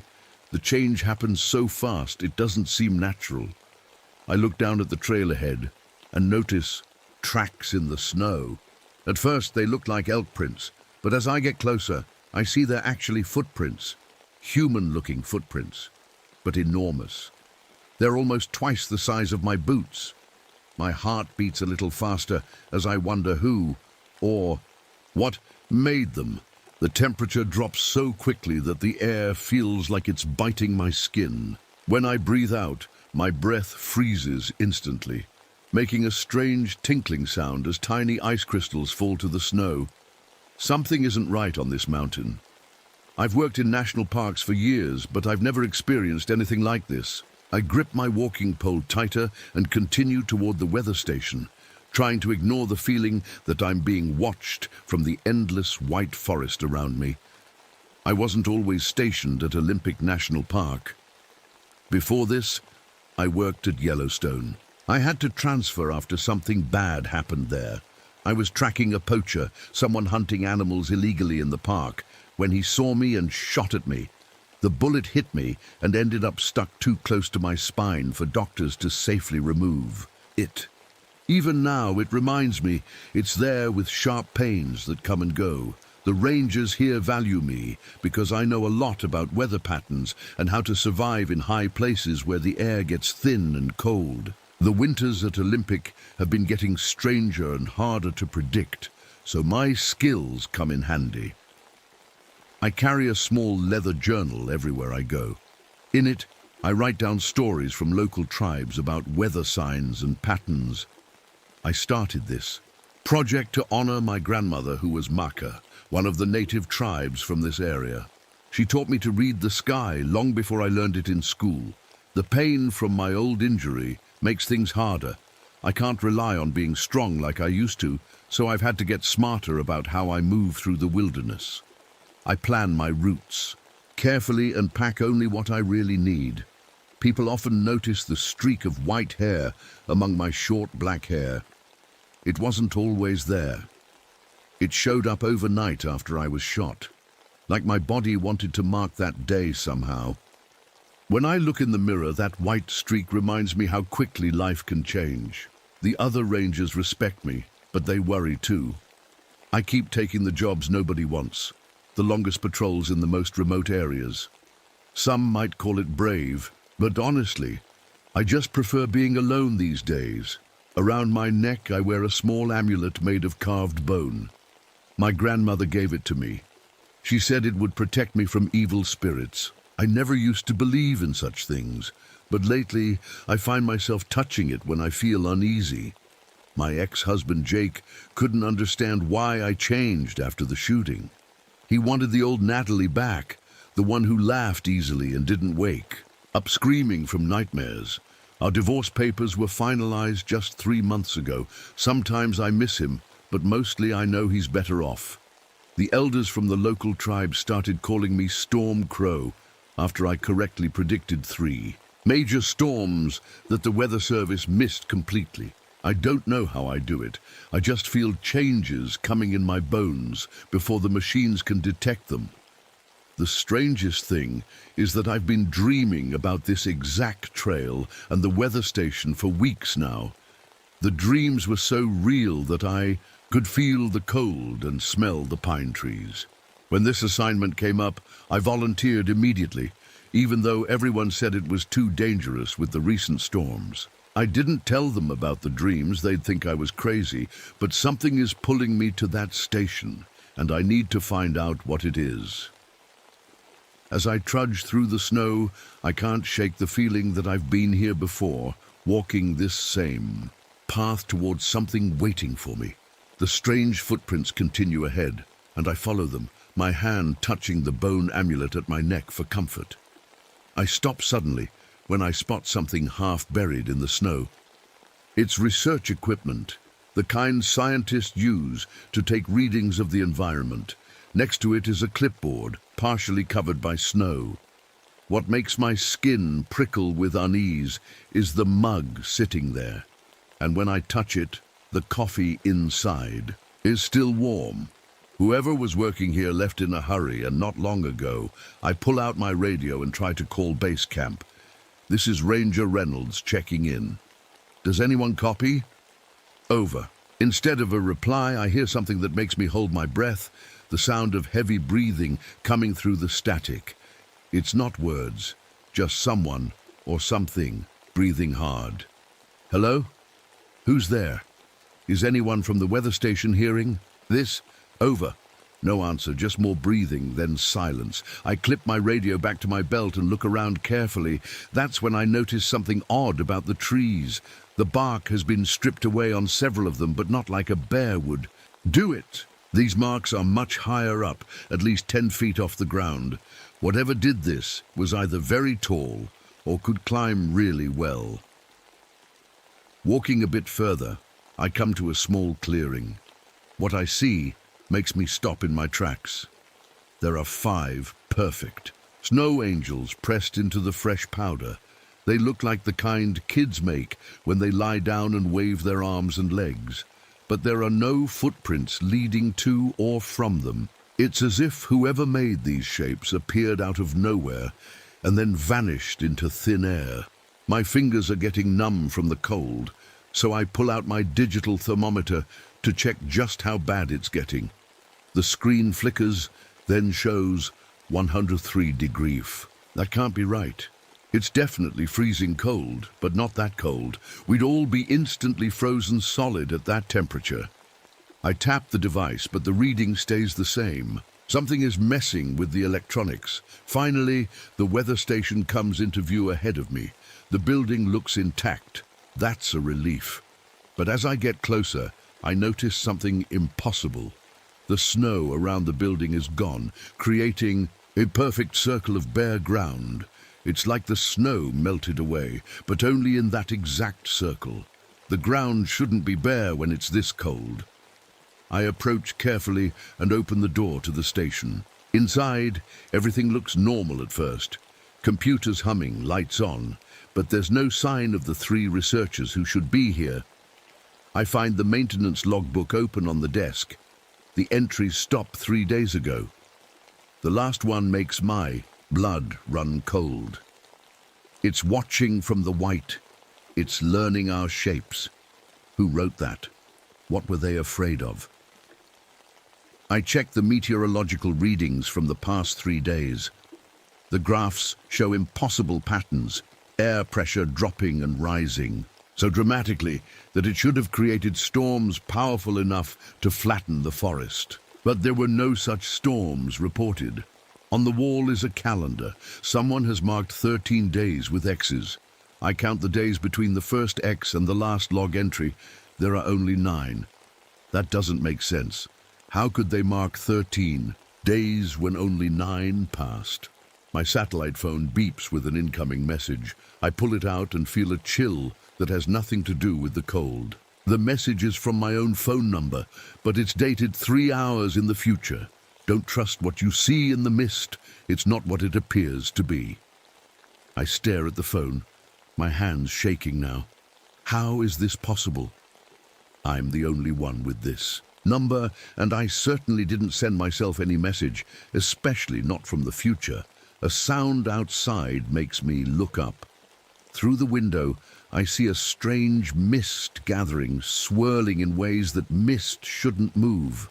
And in that mist, I swear, something is taking shape. I press my face to the window, trying to see more clearly through the gathering mist. That's when I spot it, a shadow darker than the rest, moving between the trees. It's tall, at least 8 feet, and walking upright on 2 legs. My first thought is that it's a person, maybe one of the missing researchers. "Hello," I call out, opening the door. "Is someone out there? Do you need help?" The strangest thing happens when my voice hits the air. It creates visible ripples, like when you drop a stone in water. The ripples move toward the shadow, and it seems to absorb them. My words disappear into it. I take a step outside, my hand resting on the bear spray at my hip. The figure stops moving. For a long moment, we just stay there, watching each other across the strange circle of bare ground. Then it does something that makes me question my own eyes. The snow near it starts to form into perfect balls, rising up and hovering in the air. They hang there for a few seconds before falling apart and dropping back to the ground. It's like the thing is playing with the snow, showing me it can control it. I look down at its tracks in the snow. They make no sense. In some places, the footprints barely dent the surface, like it weighs nothing at all. In others, they sink 6 feet deep, as if it suddenly weighed a ton. No animal changes its weight like that. The creature moves again, stepping slowly to stand beside a tall pine tree. Then it goes completely still.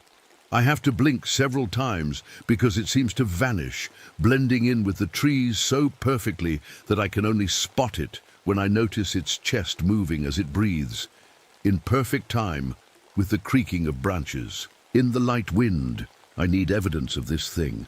I pull out my camera and snap a photo.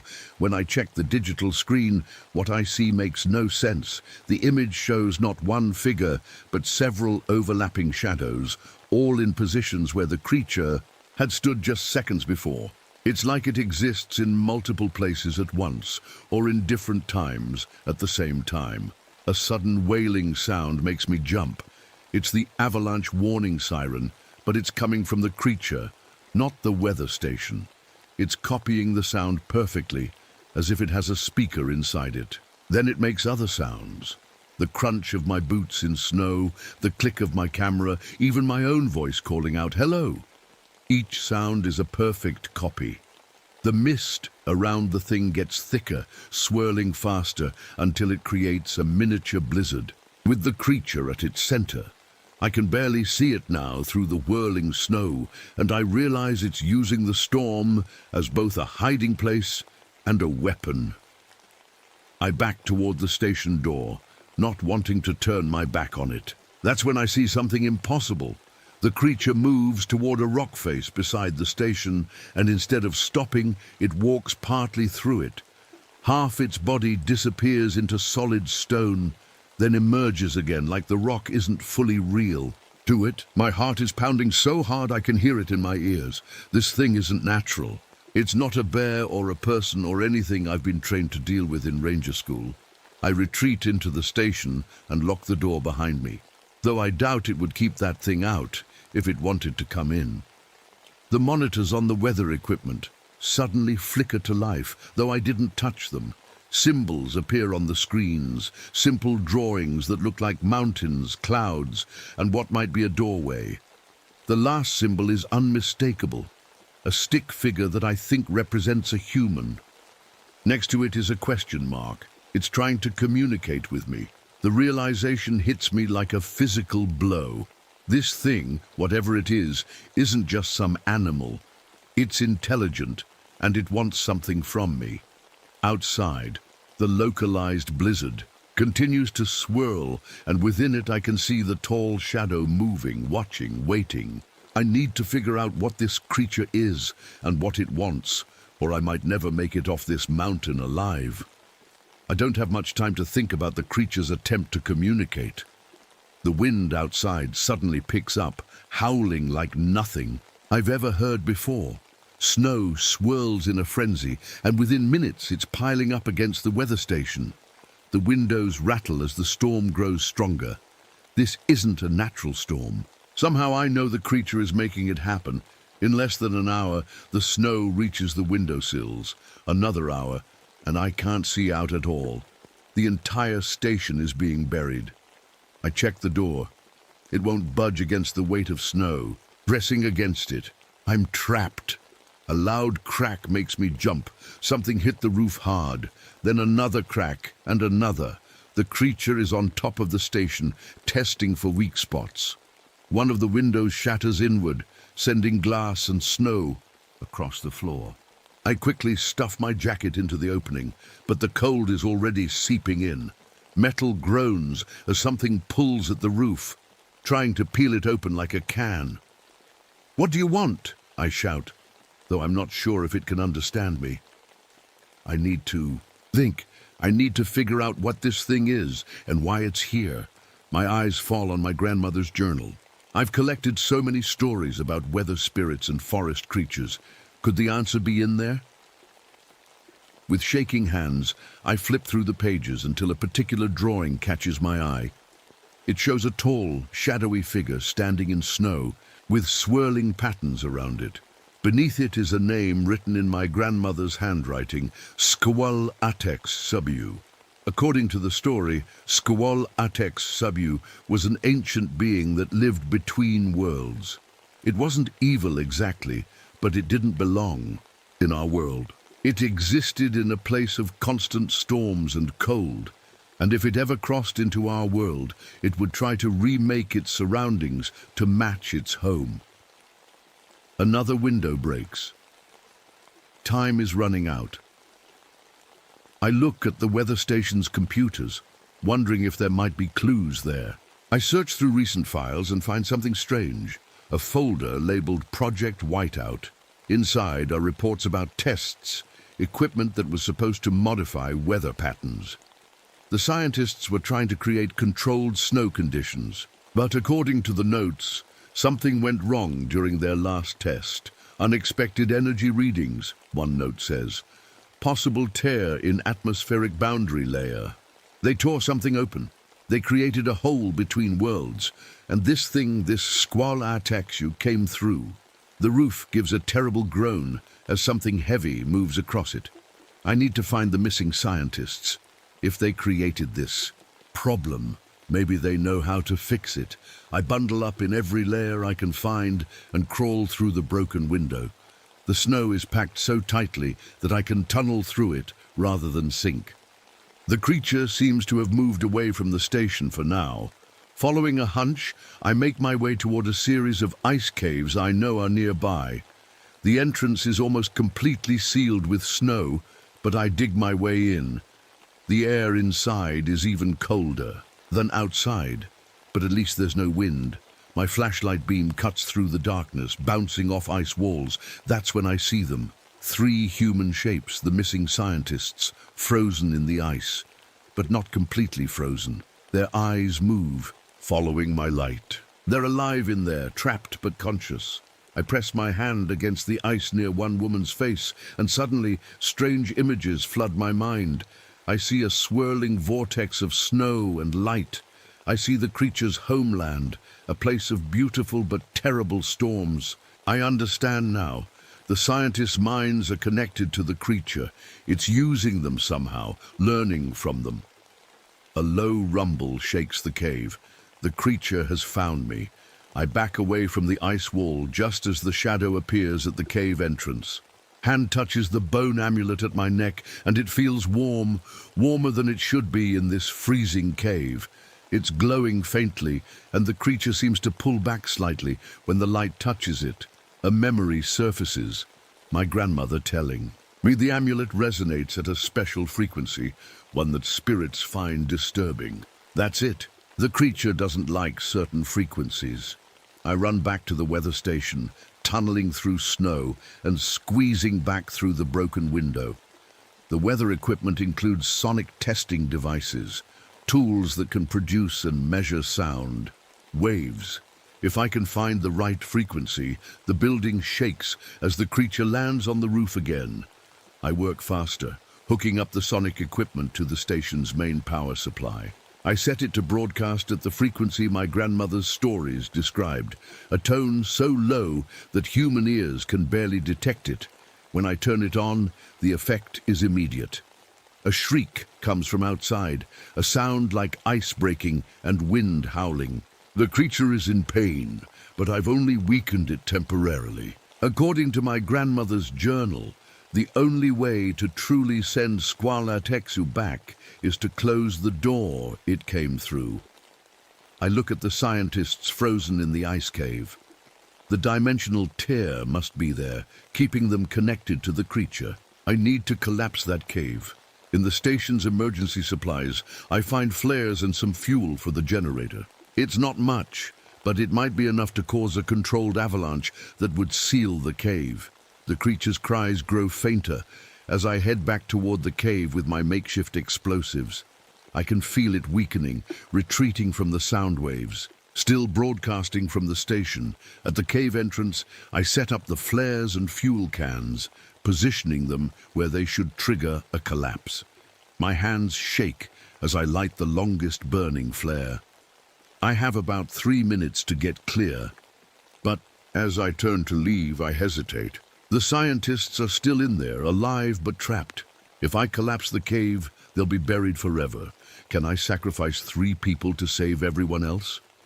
The creature's roar from outside decides for me. This thing could create storms powerful, enough to destroy entire communities if it fully adapts to our world. I can't let that happen. I'm sorry, I whisper to the frozen faces, and then I run. I'm halfway back to the weather station when the explosion echoes across the mountain. The ground shakes beneath my feet as snow and ice crash down, sealing the cave, and the tear between worlds, a howl unlike anything I've ever heard, rips through the air, rage and pain, and what almost sounds like grief. The creature's form appears, one last time, standing atop the snow-covered weather station. For a moment, our eyes meet across the distance. Then it begins to fade, becoming transparent, until it disappears completely. The unnatural storm dies almost instantly. The swirling snow settles, and the clouds part to reveal stars overhead, but something is wrong with me. I can't feel my hands or feet anymore. At first I think it's just frostbite, but when I look down at my arms, I can see through them slightly, as if I'm partly fading away like the creature did. In sealing the tear between worlds, part of me got caught in between, not fully here, not fully there. Over the next few days, as rescue teams finally reach the weather station, doctors can find nothing physically wrong with me. My body is here, but something happened to me on that mountain. Months later, I discover that I can sense storms coming days before any equipment can detect them. My body reacts to atmospheric changes like a living weather station. The part of me that's caught between worlds feels the weather from both sides of the dimensional boundary. I still work as a ranger at Olympic National Park. I still wear my grandmother's amulet. And sometimes, when big storms are brewing, I think I can see a tall, shadowy figure watching me from between the trees, as if to remind me that the boundary between worlds is thinner than we think.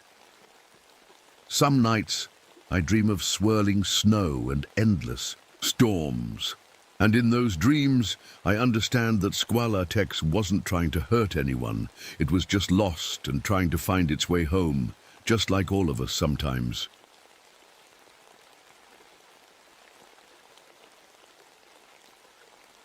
My name is William Martinez, but everyone calls me Will.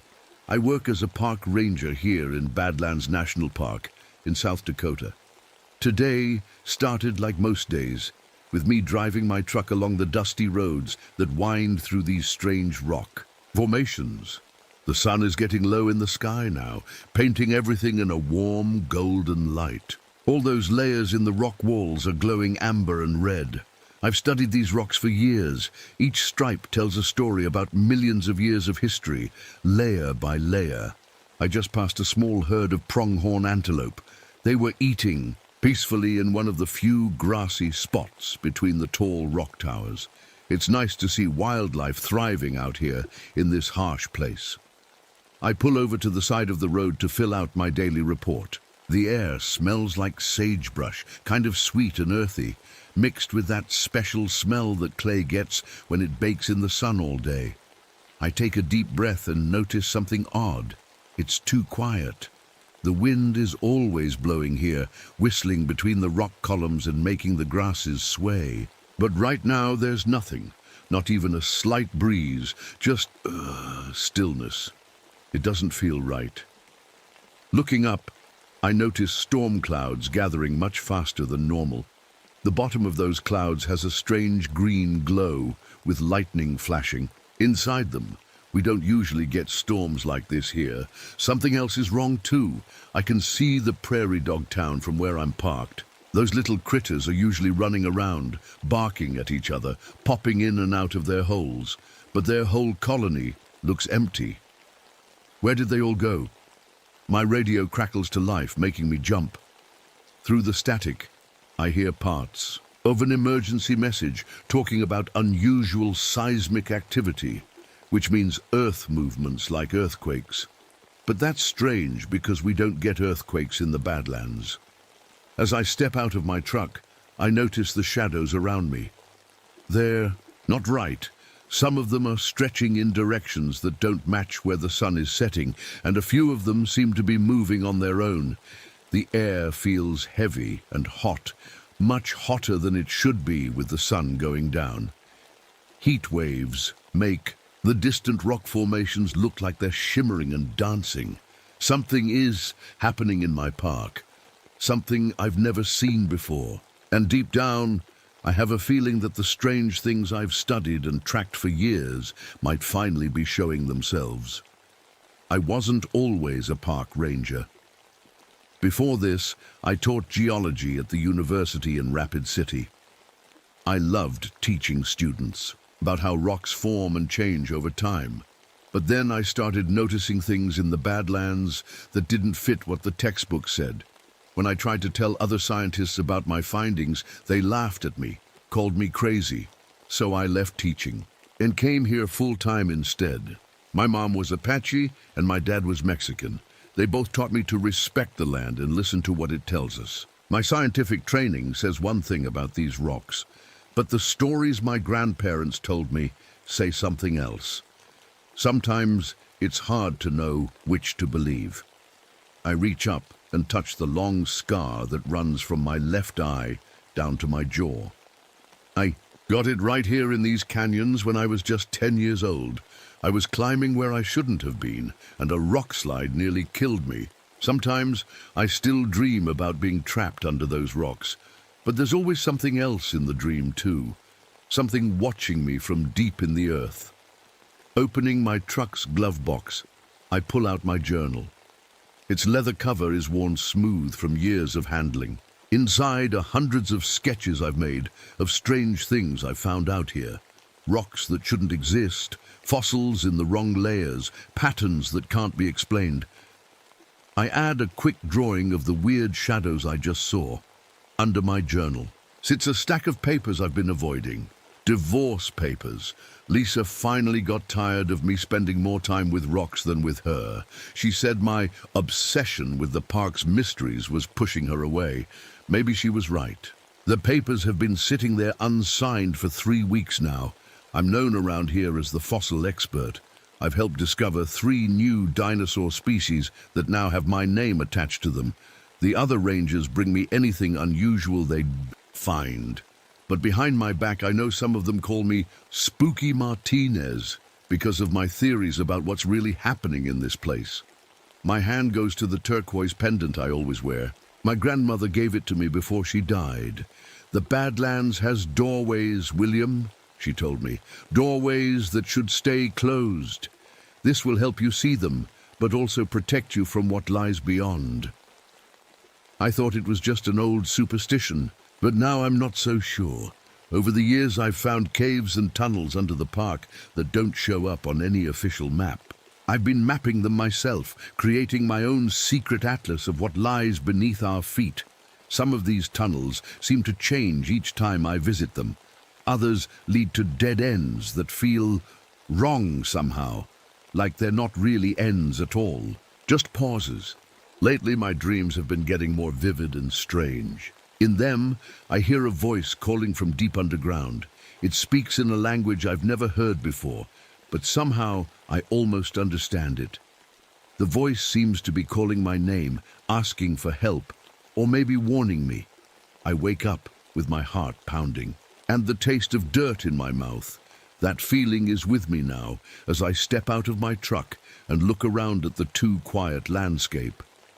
The strange stillness, the unnatural storm clouds, the weird shadows. It's like the Badlands are holding their breath, waiting for something to happen, and I think I'm right in the middle of it. I decide to check out more of the area before heading back to the ranger station. Something definitely feels off, and it's my job to make sure everything is safe. I walk around a bend in the path and freeze.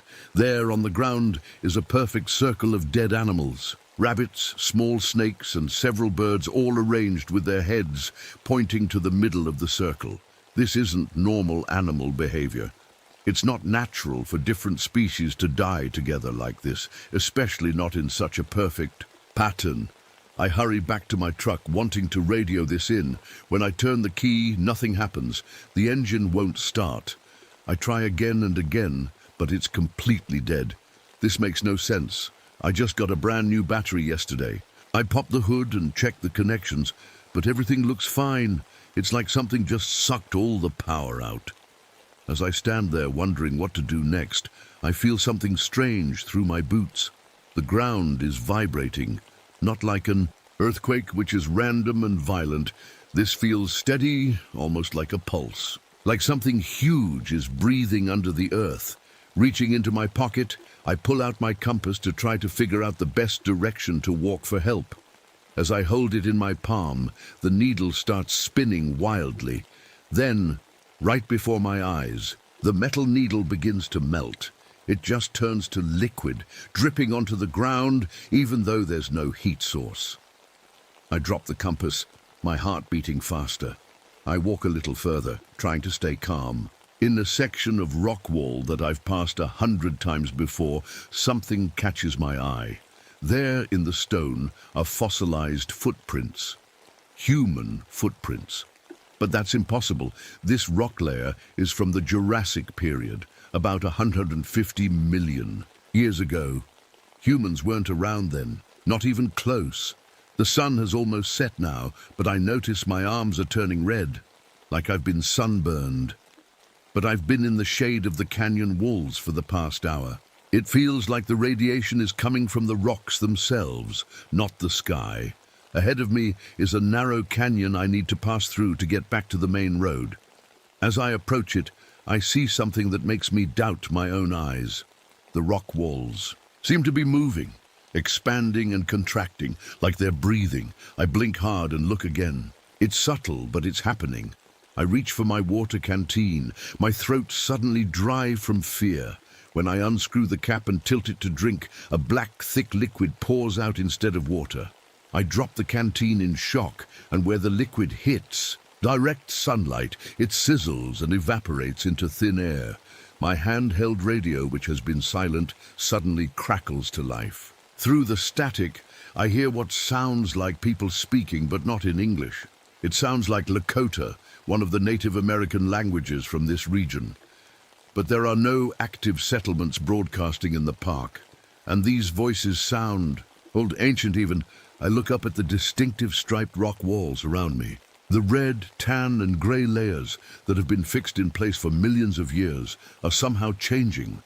The stripes are shifting, rearranging themselves into shapes that look almost like writing, like the earth itself is trying to tell me something. I've studied these rocks my whole life, but I've never seen anything like this. Scientific explanations are failing me. Everything I'm seeing goes against what should be possible, and yet some part of me isn't surprised, like I've been waiting for this day.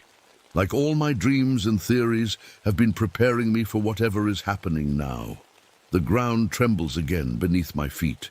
The storm clouds overhead flash with green lightning, and somewhere in the distance I hear what sounds like an enormous wing beat. Something is coming, something big, and I'm trapped here with no vehicle, no communication, and nowhere to hide. I'm looking for shelter when a massive shadow sweeps across the ground. It's much too big to be a cloud. I look up, and what I see makes my breath catch in my throat. There's a tear in the sky. That's the only way I can describe it. Like the blue has been ripped open, showing something else behind it, something that shouldn't be there. Through this tear comes the biggest bird I've ever seen, but calling it a bird doesn't seem right. Its wings must be 60 feet across, wider than a house. It looks ancient, like the pterosaurs in the fossil record, but also like the thunderbirds from my grandmother's stories. It's as if it belongs to many different times at once. The creature circles lower, and I duck behind a rock formation.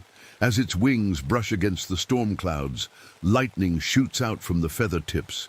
The air fills with the smell of ozone, like the sharp smell after lightning strikes nearby. When it cries out, the sound is so powerful that the ground shakes. Cracks appear in the rock walls around me.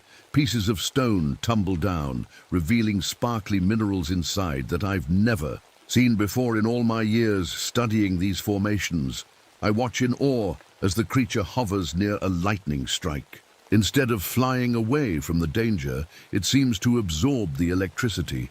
I can actually see it growing larger after each bolt it takes in. It's feeding on the storm energy. As I try to back away to safety, I notice the creature is methodically destroying the paths out of this area. It's using precisely aimed lightning strikes to collapse canyon walls and block trails. It's trapping me here. The strangest thing is how it keeps changing. One moment it looks solid, all feathers, scales, and sharp beak. The next moment, it seems made of pure electricity, like living lightning that just happens to be shaped like a giant bird. I pull out my small voice recorder and manage to capture its cry. When I play it back at a slower speed, the sound forms. Words I almost recognize, like an ancient version of the Sioux language spoken in this region thousands of years ago. Even scarier, the giant bird isn't alone anymore. It touches ordinary hawks with its wingtips, sending electricity through them. These smaller birds begin to glow and change, becoming mini versions of the giant one. They spread out, searching the canyons like they're looking for something, or someone. I need to find shelter fast. The small thunderbirds are getting closer, and the big one circles overhead. Each beat of its massive wings sends more tremors through the ground. My turquoise pendant grows warm against my chest. I remember my grandmother's warnings about doorways in the Badlands. Was this what she meant? Did she know this thing existed? With the smaller birds closing in and rocks falling all around me, I spot the entrance to one of the caves I've been mapping. If I can reach it, maybe I'll be safe underground.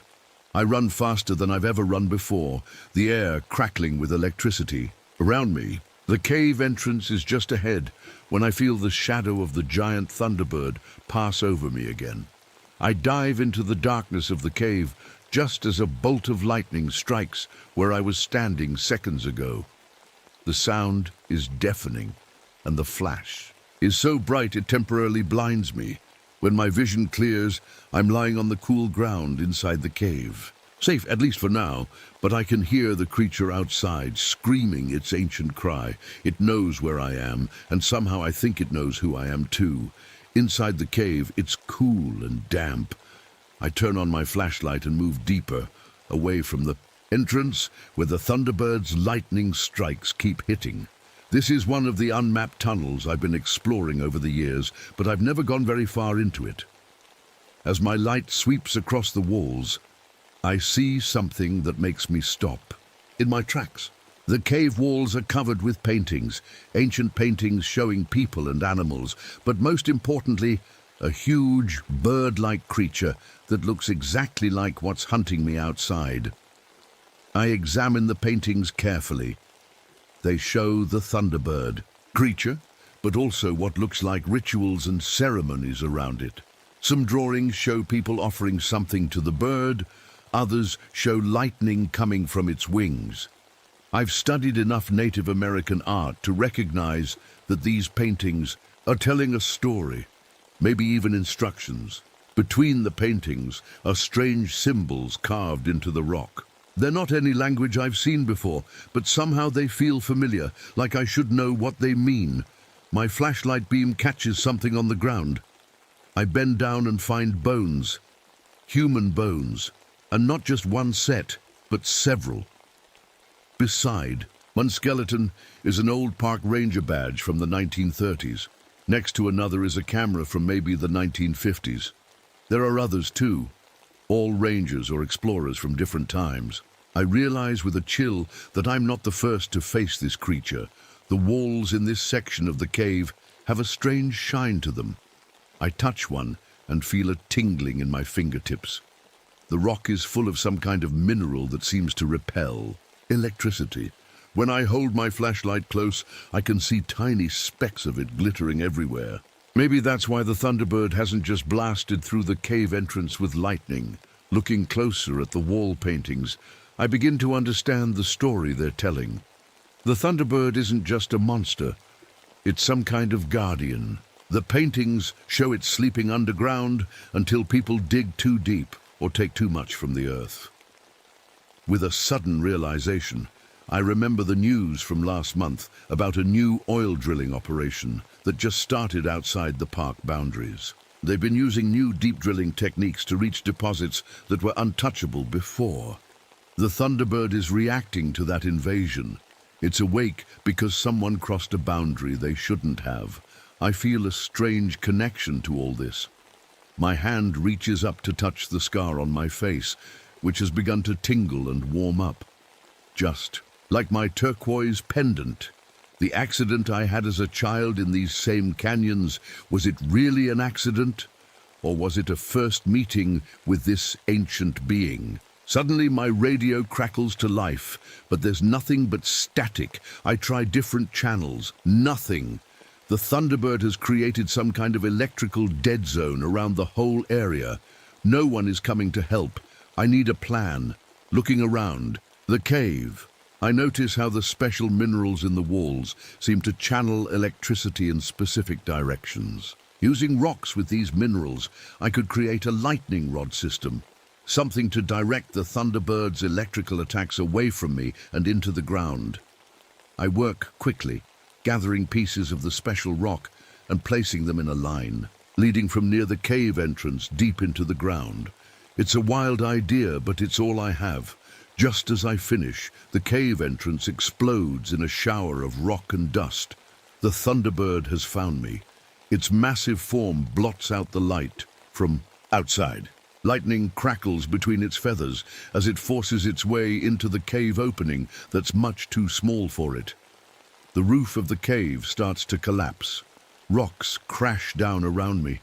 I'm thrown to the ground by the force of it and suddenly find myself trapped in a narrow tunnel with rocks blocking both ends. There's air coming through somewhere, but not much. In the darkness, with only my fading flashlight, I remember the words my Apache grandfather taught me. An ancient prayer for communicating with the spirits of the land. I never thought I'd use it, always believing more in science than stories. But now, Trapped under the earth with an impossible creature hunting me, I whisper the words. To my shock, I hear a response, not in words, but in feelings and images that flood my mind. The Thunderbird is communicating with me. I see its memories of guarding this land for thousands of years, sleeping and waking whenever the balance is disturbed. I feel its anger at being awakened by human drilling and digging. I understand, I whisper in the darkness. You're protecting the land. That's my job too. A crack appears in the rock wall in front of me, widening until I can see a giant eye looking in at me. The Thunderbird and I stare at each other, and in that moment, something passes between us. An understanding, a connection. The rocks shift and move away, no longer trapping me. I stand face to face with the ancient guardian. Slowly, carefully, I reach out my hand. A tendril of electricity extends from the Thunderbird's wing, touching my outstretched fingers. Pain and energy surge through me, bringing me to my knees. But I don't pull away. This is a pact being formed. Images fill my mind, the Thunderbird showing me that it will return to its sleep beneath the earth, but not completely. Part of its awareness, its power, will stay with me. I will be its connection to the human world, its warning system. When the vision ends, I'm alone in the cave. The Thunderbird is gone. Outside, the unnatural storm has passed. But I can feel electricity running just under my skin, dancing between my fingers when I hold them up. I make my way back through the park as morning dawns. My truck starts immediately when I try it, though I'm not sure if I turned the key or just thought about it starting. In the distance, a small lightning storm follows the path of my gaze when I look too long in one direction. I understand now what has happened. The Thunderbird has returned to sleep, but it has left part of itself with me. I have a new responsibility now. I must warn others about the boundaries that need to be respected, between worlds, between humans and nature, between what we understand and what we don't. As I drive back to the ranger station, lightning flickers around my truck, responding to my thoughts and emotions. The Badlands have shared their deepest secret with me, and nothing will ever be the same. I am still William Martinez, park ranger and former professor, but now I'm something else too. I am the Thunderbird's voice in the human world, and I will make sure its warnings are heard.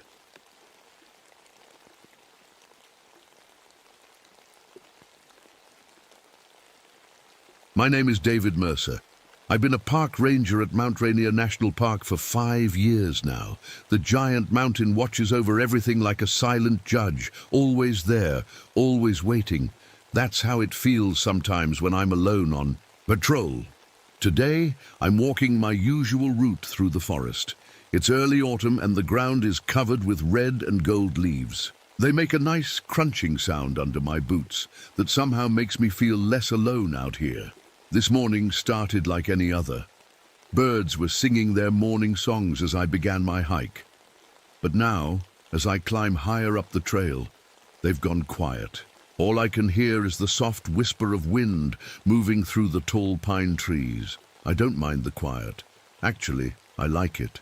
After coming back from Vietnam 5 years ago, I found peace in these woods.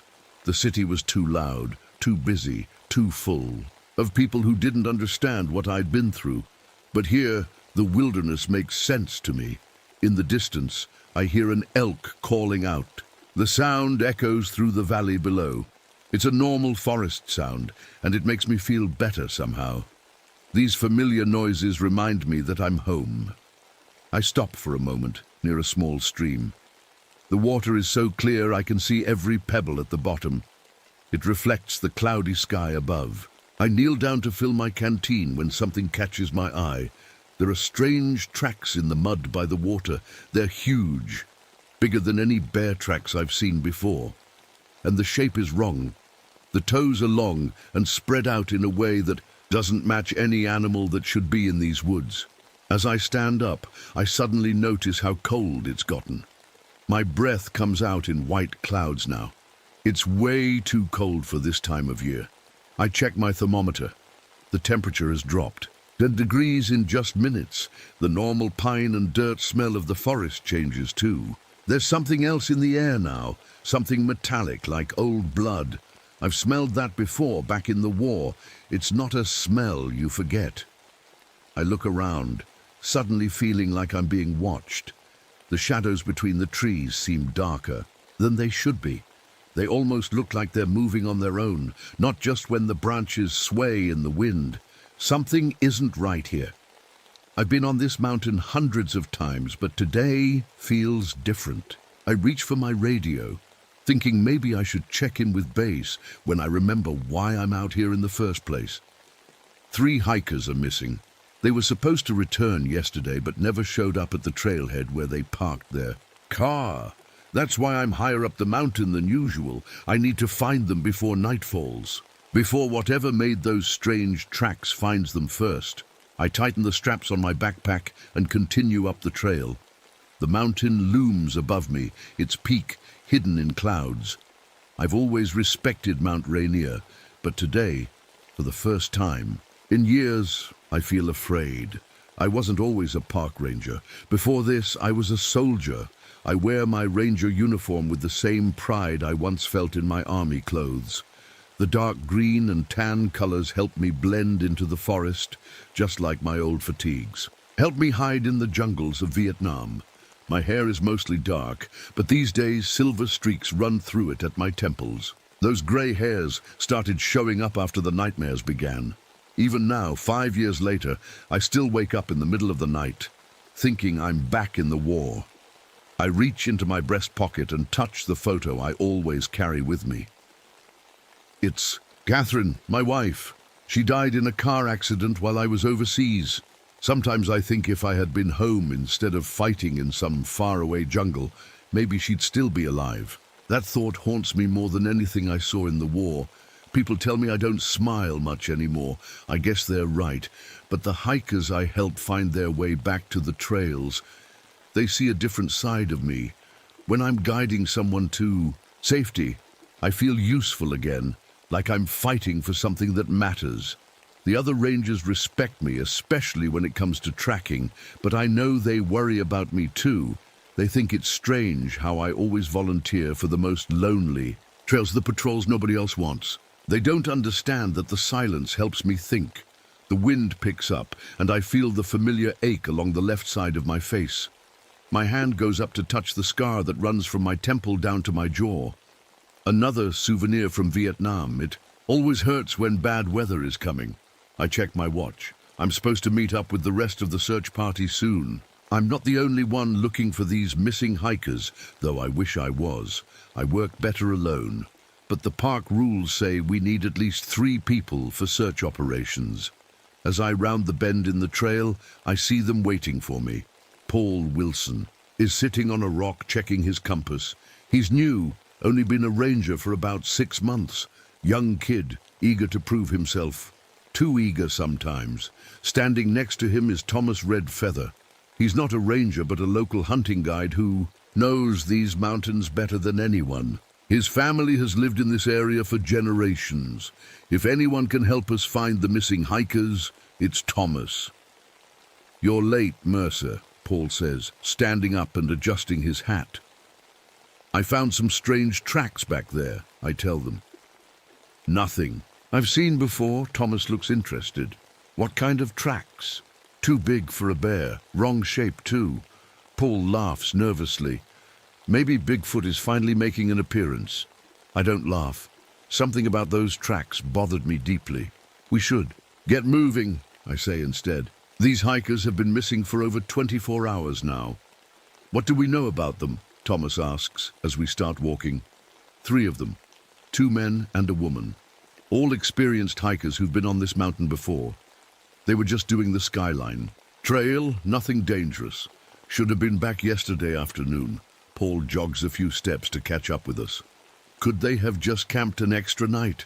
Maybe they're not even in trouble. I shake my head. One of them has a job interview today. They wouldn't stay out voluntarily. And their car is still at the trailhead, Thomas adds. We hike in silence for a while. I can't shake this feeling in my gut that something is very wrong about this disappearance. These weren't careless tourists who wandered off the trail. They knew what they were doing. They had the right gear. They were on a path they'd walked before.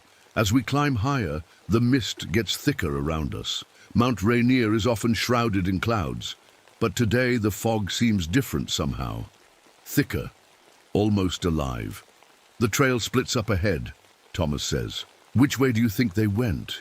I stop and look carefully at both paths. One continues along the ridge, the other drops down toward a small valley with a lake. Let's check for signs, I say, kneeling down to examine the dirt, and that's when I see it again. Those same strange tracks I found near the stream. Only now they're mixed in with human footprints.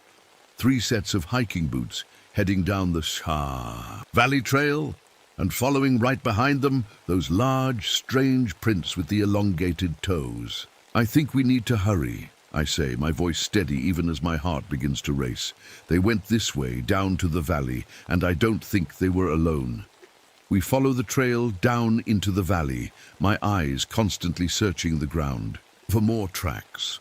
Paul and Thomas walk behind me, talking quietly. The mist grows thicker as we descend, wrapping around the trees like ghostly fingers. Look there, I say, pointing ahead through a clearing in the trees. I think I see something. We hurry forward, and soon a small blue tent comes into view. It's pitched near the edge of a small clearing, close to a stand of pine trees. Hello? Paul calls out. Park rangers, is anyone here? No answer. Just the soft whisper of wind through the trees. As we get closer, I feel the hairs on the back of my neck stand up. Something isn't right. The tent is still perfectly set up. A small camping stove sits beside it with a pot half full of water. Nearby, 3 backpacks lean against a log. It looks like the hikers just stepped away for a moment and could return any second, but I know they won't. It's like they just vanished in the middle of making dinner, Paul says, looking at the scene with wide eyes. Thomas walks around the perimeter of the small camp, his eyes scanning the ground. No signs of a struggle, he notes. No blood. No torn gear. I kneel beside one of the backpacks and carefully open it. Inside are normal hiking supplies. Extra clothes, a first aid kit, granola bars, a flashlight. At the bottom, I find a small black notebook. I pull it out and flip it open.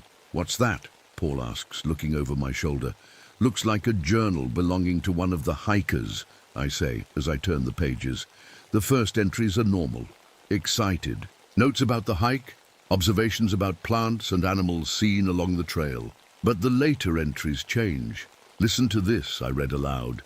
Day 2 on the mountain. Something feels off about this trip. Mark says I'm being paranoid, but I swear we're being watched.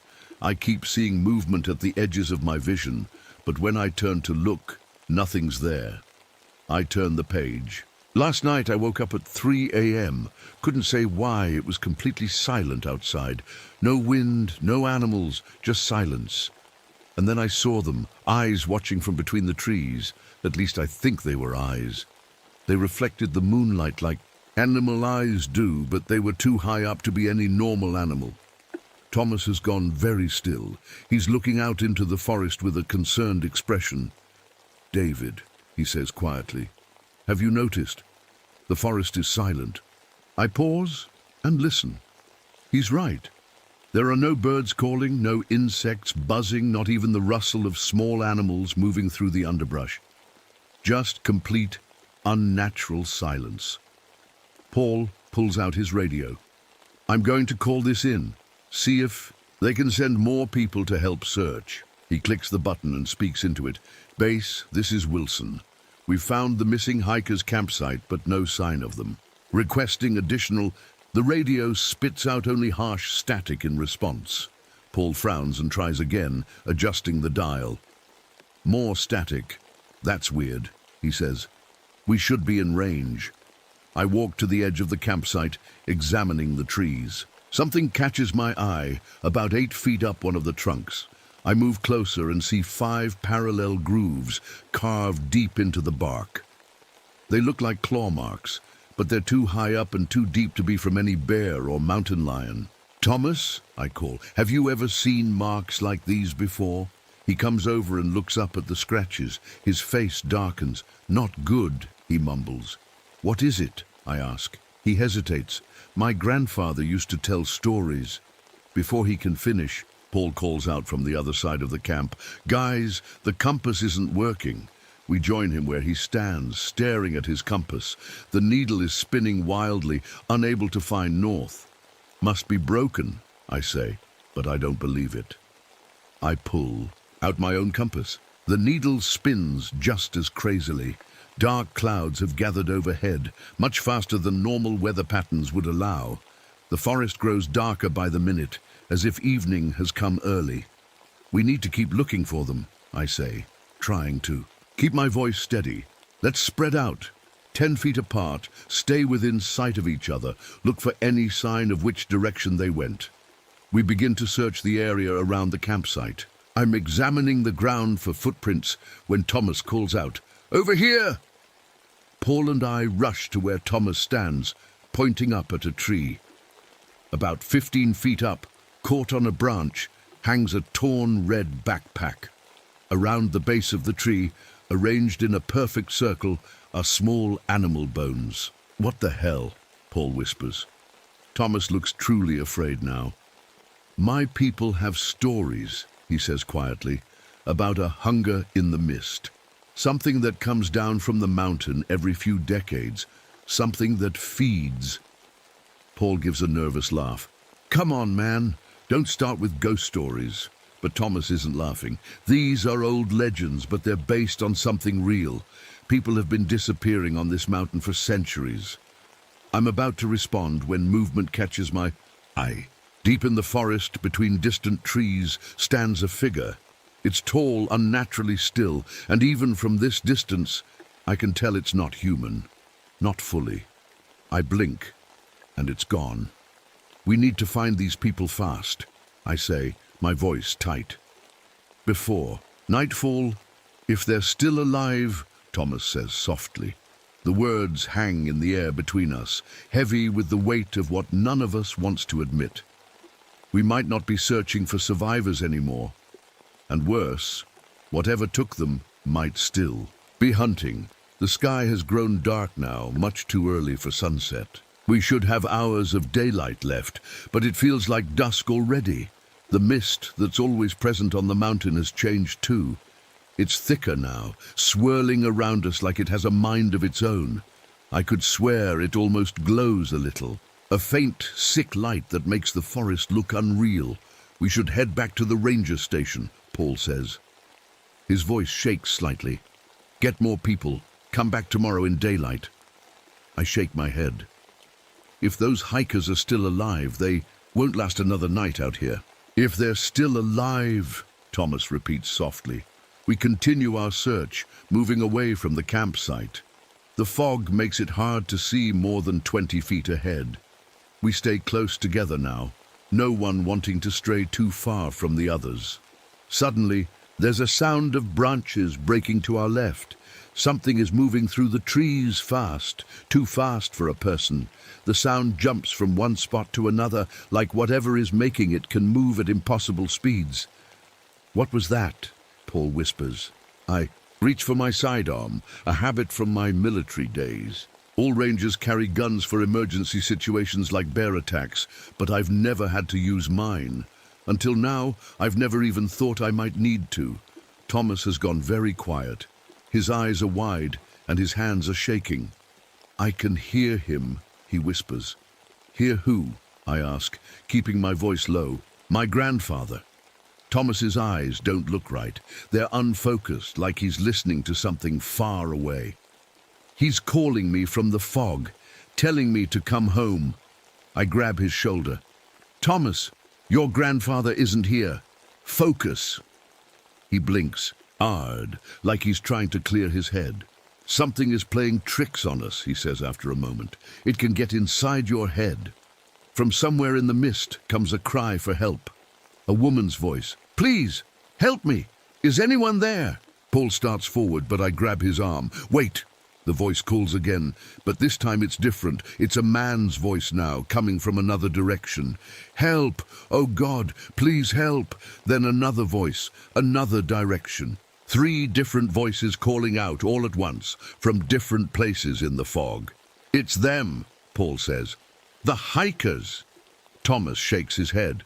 It's not them. It's mimicking their voices. Mimicking? Paul looks confused. What do you mean, it? That's when I see it. Just for a second, as the fog parts slightly, a tall figure standing about 50 feet away.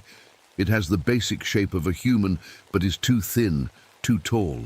Its head is wrong, like a deer skull with too many antlers, branching out in all directions. The sight of it sends a cold shock through my body, like I've been dunked in ice water. When I blink, it's gone again. Did you see that? I ask. My voice, barely above a whisper. Thomas nods, his face pale. Paul just looks confused, scanning the fog in the wrong direction. We keep moving, trying to follow a game trail that leads deeper into the valley.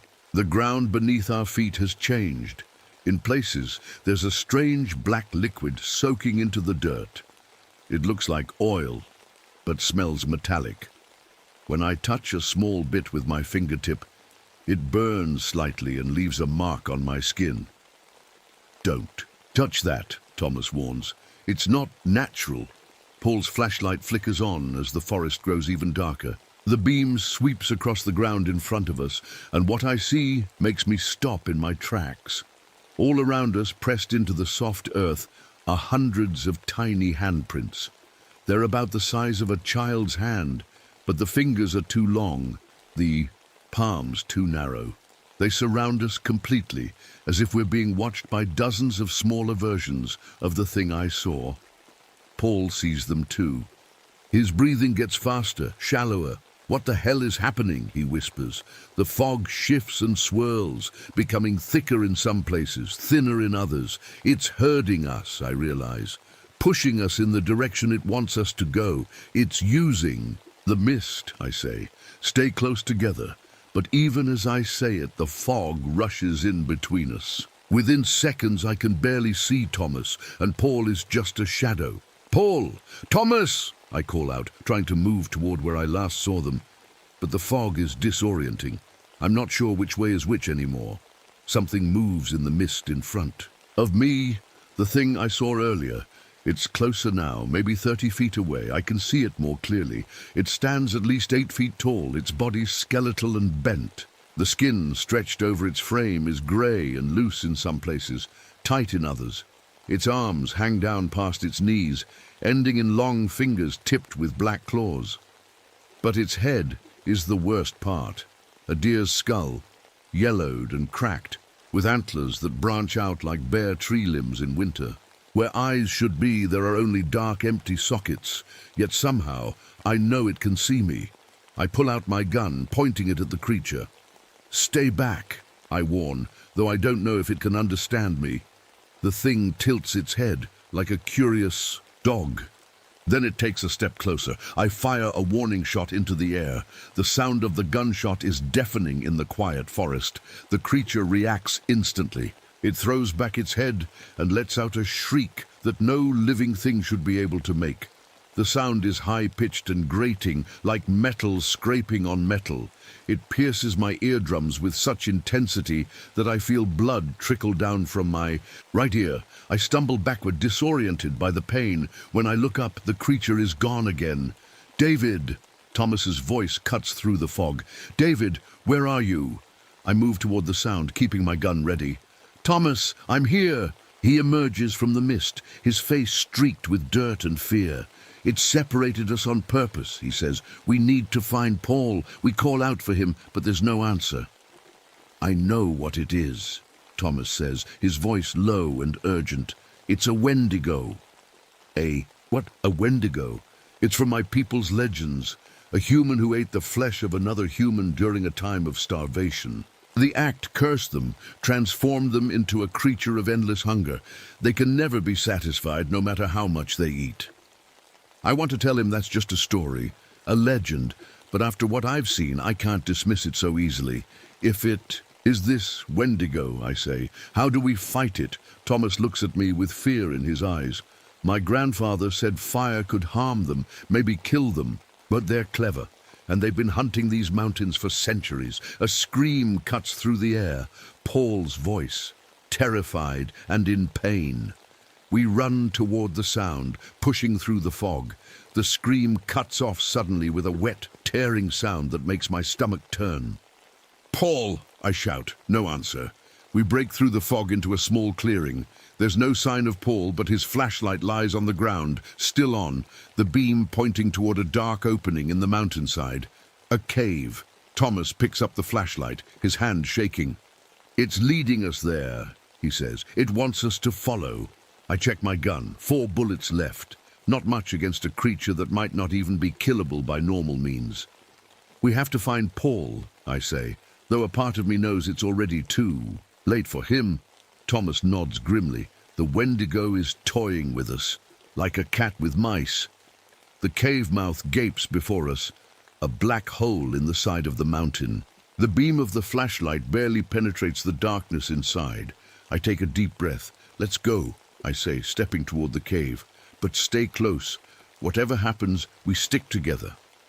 As we enter the darkness, I can't shake the feeling that we're walking exactly where the Wendigo wants us to go. Into its home, into its trap. The cave is cold and damp. Our footsteps echo off the stone walls as we move deeper inside. Thomas holds the flashlight, its beam cutting through the darkness ahead of us. The beam catches something on the ground, a small puddle of something dark and wet. Blood. "Paul!"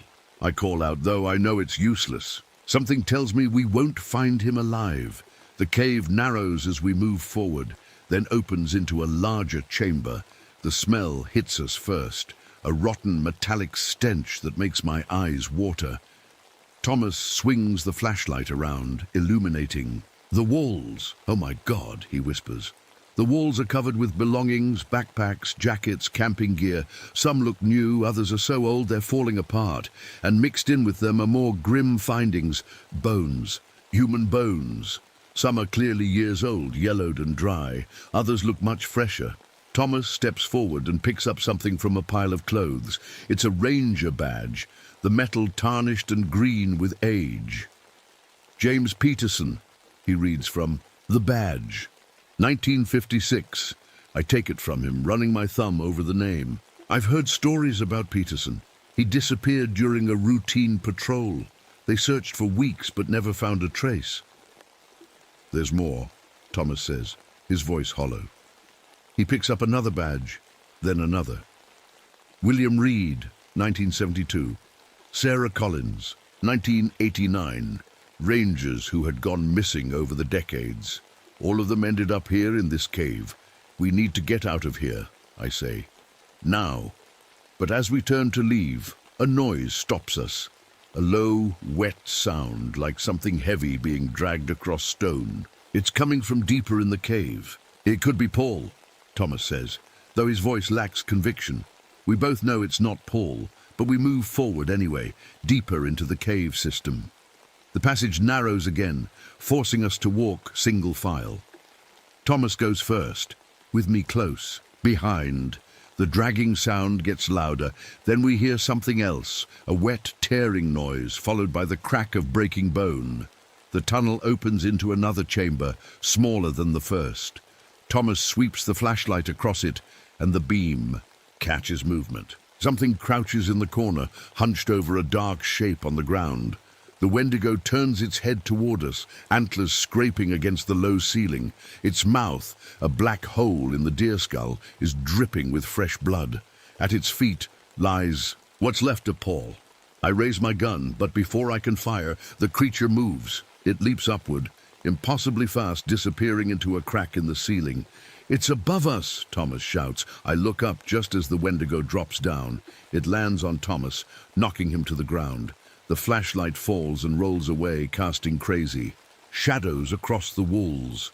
I hear Thomas scream as the creature's claws tear into his shoulder. I fire my gun, Once, twice.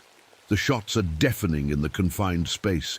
The Wendigo jerks as the bullets hit it, but it doesn't fall. Instead, it turns toward me.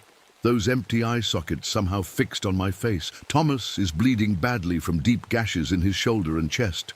"Fire!" he gasps. "Use fire!" The Wendigo charges at me. I dive to the side, feeling its claws graze my back as it passes. I scramble to my feet, mind racing. Fire! I need fire. I reach into my pack, searching for anything that might help. My hand closes around my emergency flares.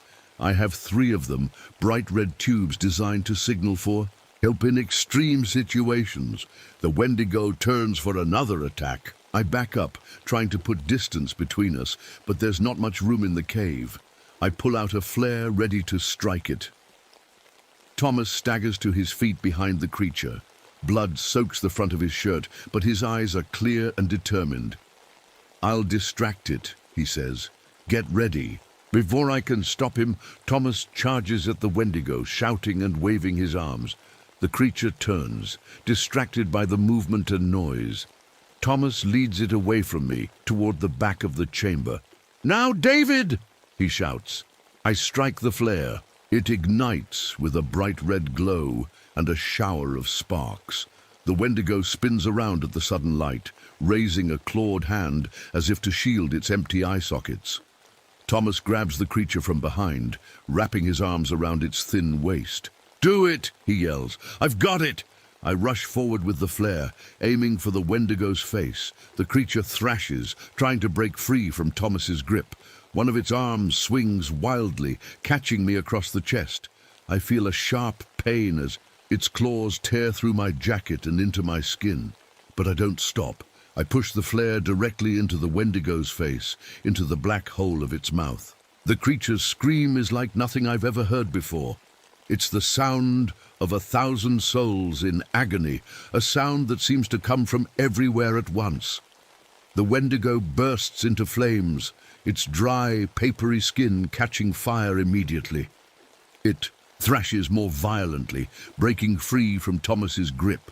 He falls back against the wall, leaving a smear of blood. The burning creature stares at me for a moment, its antlered head now wreathed in flames. Then it does something I don't expect. It changes shape. Its joints seem to pop and crack, bending in impossible ways. Its body contorts, becoming thinner, longer, more twisted. It's making itself small enough to escape through a narrow crack in the cave wall. I strike another flare and throw it at the creature. The Wendigo catches it in the shoulder, and more of its body erupts in flames.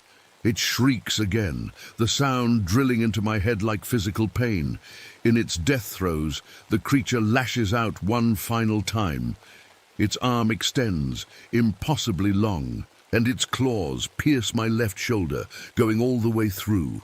The pain is blinding. I fall to my knees, watching as the Wendigo, still burning, squeezes its twisted body through the crack in the wall and disappears into the depths of the mountain. The chamber is silent except for my heavy breathing and Thomas's weak coughs. I crawl over to him, pressing my hand against the worst of his wounds to try to stop the bleeding. "Did we kill it?" he asks, his voice barely a whisper. I look at the crack where the Wendigo disappeared. Smoke and the smell of burning flesh still hangs in the air. "I don't know," I answer honestly. "I hurt it, but—" Thomas's eyes are growing dim. "My grandfather said, they can heal, unless you destroy them completely." I try to help him sit up, but he's too weak. "Save your strength. I'm going to get you out of here." He shakes his head slightly. "Too late for me." His breathing is shallow. "Now, take this." He reaches up and removes something from around his neck, a small leather pouch on a cord. "Family medicine? Protection?" I take it, slipping it over my head. "I'm not leaving you here." Thomas smiles weakly. "You have to. Warn others. Tell them about the hunger in the mist." His eyes close. I check his pulse. It's there, but fading fast. I know he's right. I can't carry him out, not with my injured shoulder, and if I stay, we'll both die here. I take Thomas's badge from his shirt pocket. I'll come back for you, I promise, though I don't know if he can hear me anymore. I'll tell them what happened, what you did. I gather what strength I have left and make my way back through the cave. My flashlight is gone, but there's enough light from the remaining flare to see my way. Every step sends waves of pain through my shoulder. Behind me, somewhere deep in the mountain, I hear a distant, muffled shriek. The Wendigo is still alive, wounded, but not destroyed. It's retreated deeper into the earth to heal, to wait, to hunger. I know two things with absolute certainty as I stumble toward the cave entrance. No one will believe what happened here today, and the Wendigo will hunt again. I don't remember much about my journey back down the mountain. The pain in my shoulder made everything blur together. The forest, the fog, the trail. By the time I stumbled into the ranger station, it was nearly dawn. My uniform was torn and caked with blood, both mine and Thomas's. They rushed me to the hospital in a helicopter. The doctors said I was lucky. The wound went clean through my shoulder without hitting any major arteries. 6 inches to the right, and I would have died on that mountain. 3 days later, I sat in Chief Ranger Wilson's office. Paul's father. His eyes were red from crying, but his face was hard as stone. "Tell me again what happened to my son," he said. I'd already told the story twice, once to the search and rescue team and once to the local sheriff. Neither believed me. They nodded and took notes, but I could see it in their eyes. They thought I was in shock, or had hit my head, or worse, we were attacked by something on the mountain, I said. Something that's been taking people for years. It got Paul. Thomas tried to save him. Neither of them made it. I didn't mention the Wendigo. I didn't talk about the creature's impossible movements or its deer skull head. I knew how it would sound. The search team found the hikers' campsite just like you described, Wilson said, and they found the cave. But there were no bodies, David, no Paul, no Thomas, just some blood and... He paused, looking uncomfortable, and some strange tracks they couldn't identify. I wasn't surprised. The Wendigo wouldn't leave evidence behind. It would drag the bodies deeper into its cave system, into places humans couldn't reach. We found these, though. Wilson pushed a small box across his desk toward me. Inside were the ranger badges I'd brought back, Thomas's and the old tarnished. One's from the cave. James Peterson, 1956, William Reed, 1972, Sarah Collins, 1989, evidence that something had been hunting on that mountain for generations.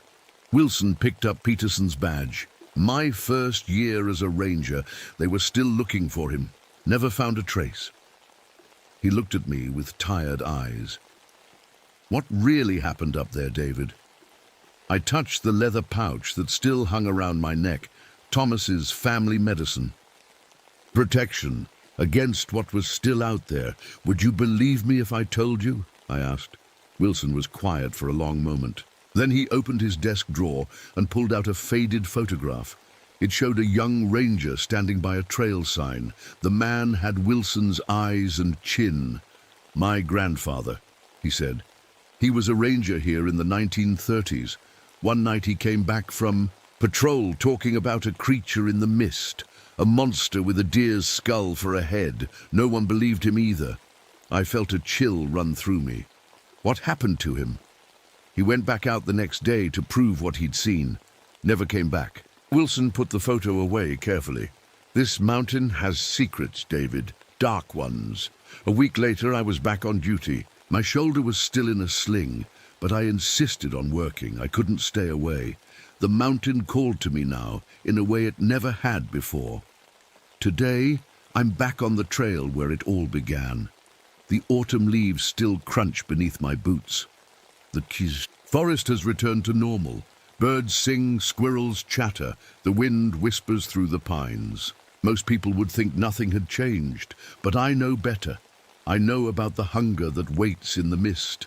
I know that it's wounded but healing, growing stronger in the dark places beneath the mountain. I know that someday, maybe years from now, it will emerge again to feed. I carry Thomas's badge in my pocket now, next to Catherine's photo. 2 more ghosts to keep me company. 2 more reasons to stay vigilant. The mist rolls down from Mount Rainier's peak, wrapping around the forests below like a shroud.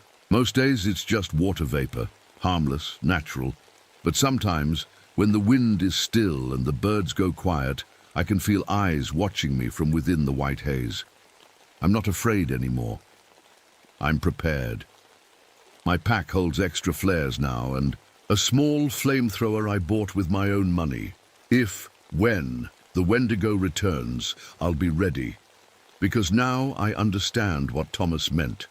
I'm the one who knows the truth, the one who must warn others, protect them from the hunger in the mist. The mountain's dark secret is my burden now. As I walk the familiar trail, I keep my eyes on the shadows between the trees, watching, waiting. The Wendigo is patient, but so am I. And when it returns to hunt again, I'll be there.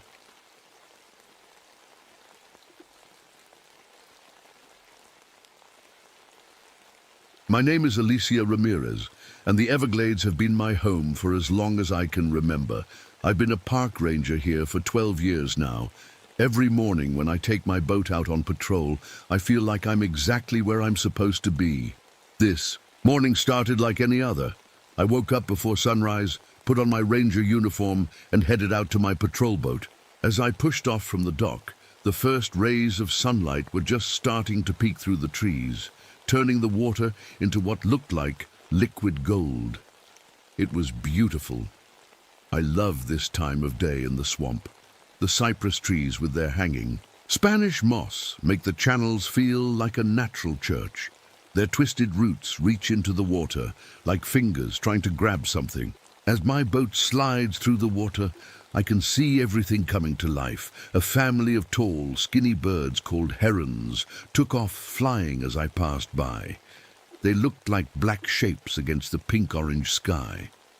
I took a deep breath, enjoying the smell of water lilies mixed with the earthy scent that makes the Everglades special.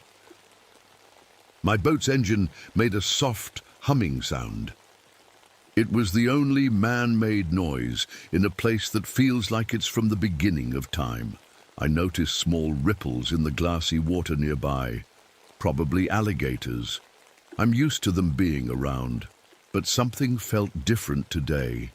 The morning mist was hanging around longer than usual. Normally the sun burns it away pretty quickly, but today it was sticking to the water, like it didn't want to leave. Then I noticed something strange. It got really quiet all of a sudden. The frogs and insects that usually make so much noise just stopped. It was like someone had turned off the volume in the swamp. Looking ahead, I saw the water seem darker in one spot, like something big was moving under the surface. Before I could think about what it might be, I felt a weird shake run through my boat. It wasn't from the engine. It felt like something had bumped my boat from underneath. I've spent my whole life in these swamps. My dad was a ranger here too, before poachers killed him when I was 16. That's what made me decide to protect this place. I have tattoos of Everglades animals going up both my arms, one for each year I've worked here. They remind me why I do this job. The local Seminole tribe respects me because I really care about protecting the swamp. An old tribal elder even gave me a special charm that's supposed to keep me safe from what they call the darkness beneath the water. I keep it with me all the time. My co-workers always wonder how I can find my way through the most confusing water paths without even using maps. I don't know how to explain it. It's like I have a special connection with the swamp. I just know where to go. Today I'm out here looking into reports about missing boats and animals acting weird in the deepest part of the park. I'm not alone this time. With me is Marcus Thompson, a wildlife photographer who's taking pictures of animals that have been moving around in unusual ways. He's working on a research paper about it. How much further? Marcus asked, checking his camera equipment for the third time. He wasn't used to being out on the water like this, about 20 minutes to the spot where the last boat was reported. Missing, I told him. As we moved deeper into the swamp, I noticed things that others might miss. Patches of dead plants making strange patterns across the water. Something wasn't right. Even with all my experience, I was starting to feel uneasy as we went into channels that hardly anyone visits. On the park maps, these areas are marked restricted. We don't get many visitors out this far, I said too. Marcus, even the tour guides stay away from these channels. Why's that? He asked, looking up from his camera. I shrugged. Some say it's because the channels are too narrow and dangerous. Others believe the old Seminole stories about this part of the swamp. What stories? Marcus looked interested now. Just old legends, I said. Nothing to worry about. But deep down, I was remembering what my father used to tell me about these waters, and the things that might live in the darkest, deepest parts, things that should be left alone. The mist grew thicker around us, and I couldn't shake the feeling we were being watched by something hidden in the swamp, something that didn't want us here. As we turned around a bend in the water path, something caught my eye. Marcus, I said quietly, pointing ahead. Look over there. Stuck against a bent tree root was a small airboat. Nobody was inside it. The boat looked like it had been left there not too long ago.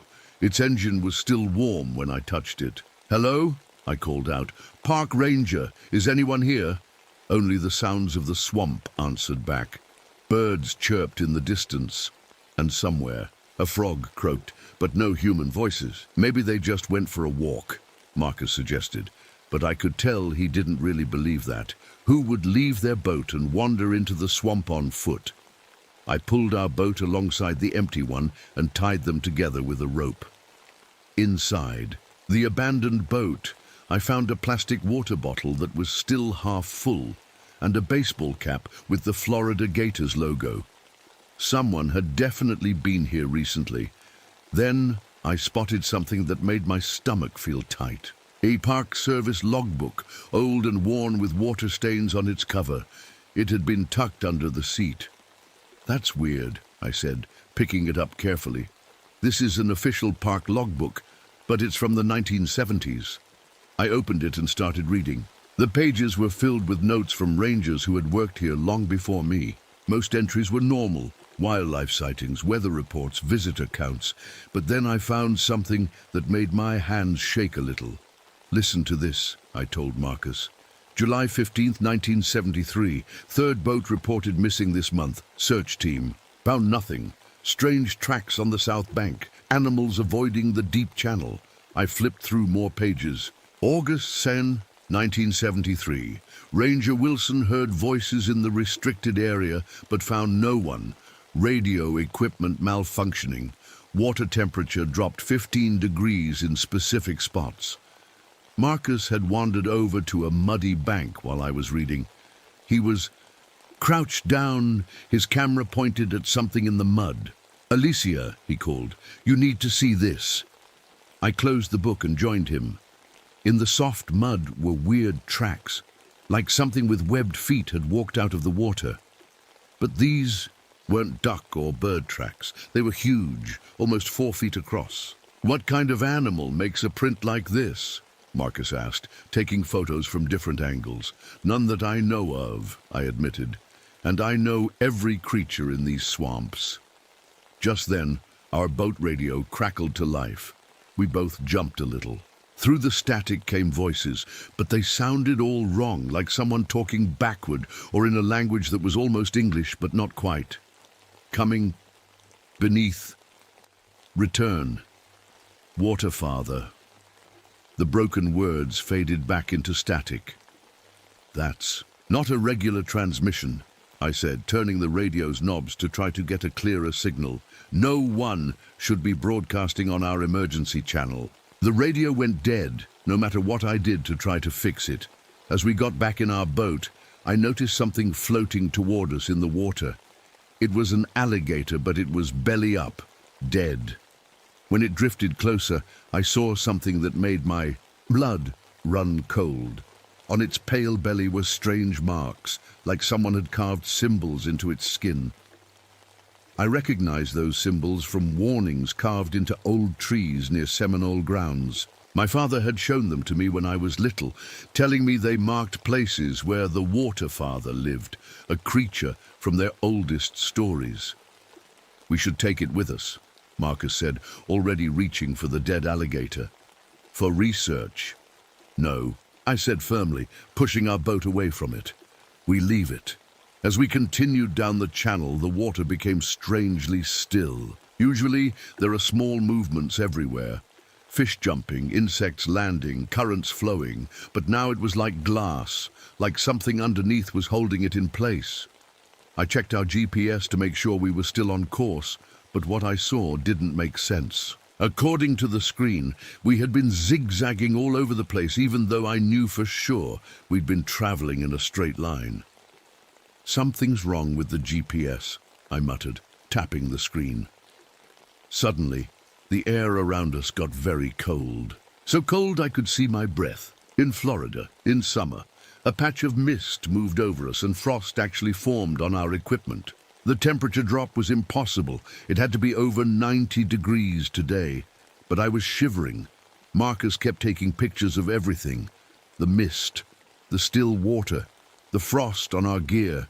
When he checked his camera screen to see how the photos looked, his face went white. "Alicia," he whispered, turning the camera so I could see. In one of the pictures, between distant trees, was what looked like a person standing and watching us. But not quite a person. The shape was too tall, too thin, and where its face should be was just a dark blur. "It must be a smudge on your lens," I said, but my voice sounded hollow even to me. The strangest thing was that when we both looked at those same trees with our own eyes, there was nothing there. That's when our boat engine suddenly died. I turned the key over and over, but nothing happened. We were now drifting silently in the water, and as I looked around, a chill that had nothing to do with the cold air ran up my spine. I didn't recognize this channel. That was impossible. I knew every inch of these swamps. I had maps of the Everglades in my head better than any GPS, but somehow we were in a place I had never seen before. "We need to paddle back the way we came," I said, trying to keep my voice steady as I reached for the emergency paddles. But when I turned to look behind us, the channel we had come through was gone.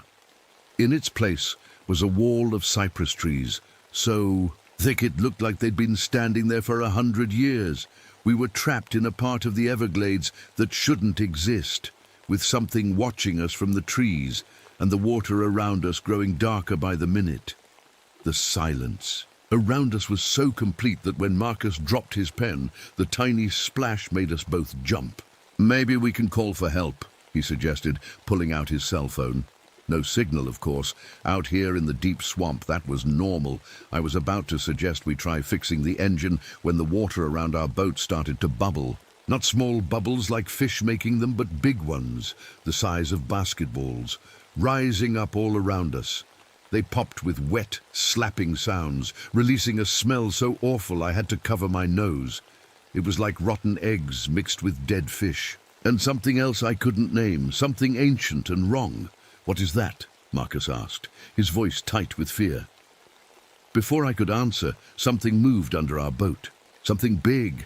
The water rose in a wave as whatever it was passed beneath us. Our boat rocked wildly, almost tipping over. I grabbed the sides to steady myself while Marcus clutched his camera to his chest.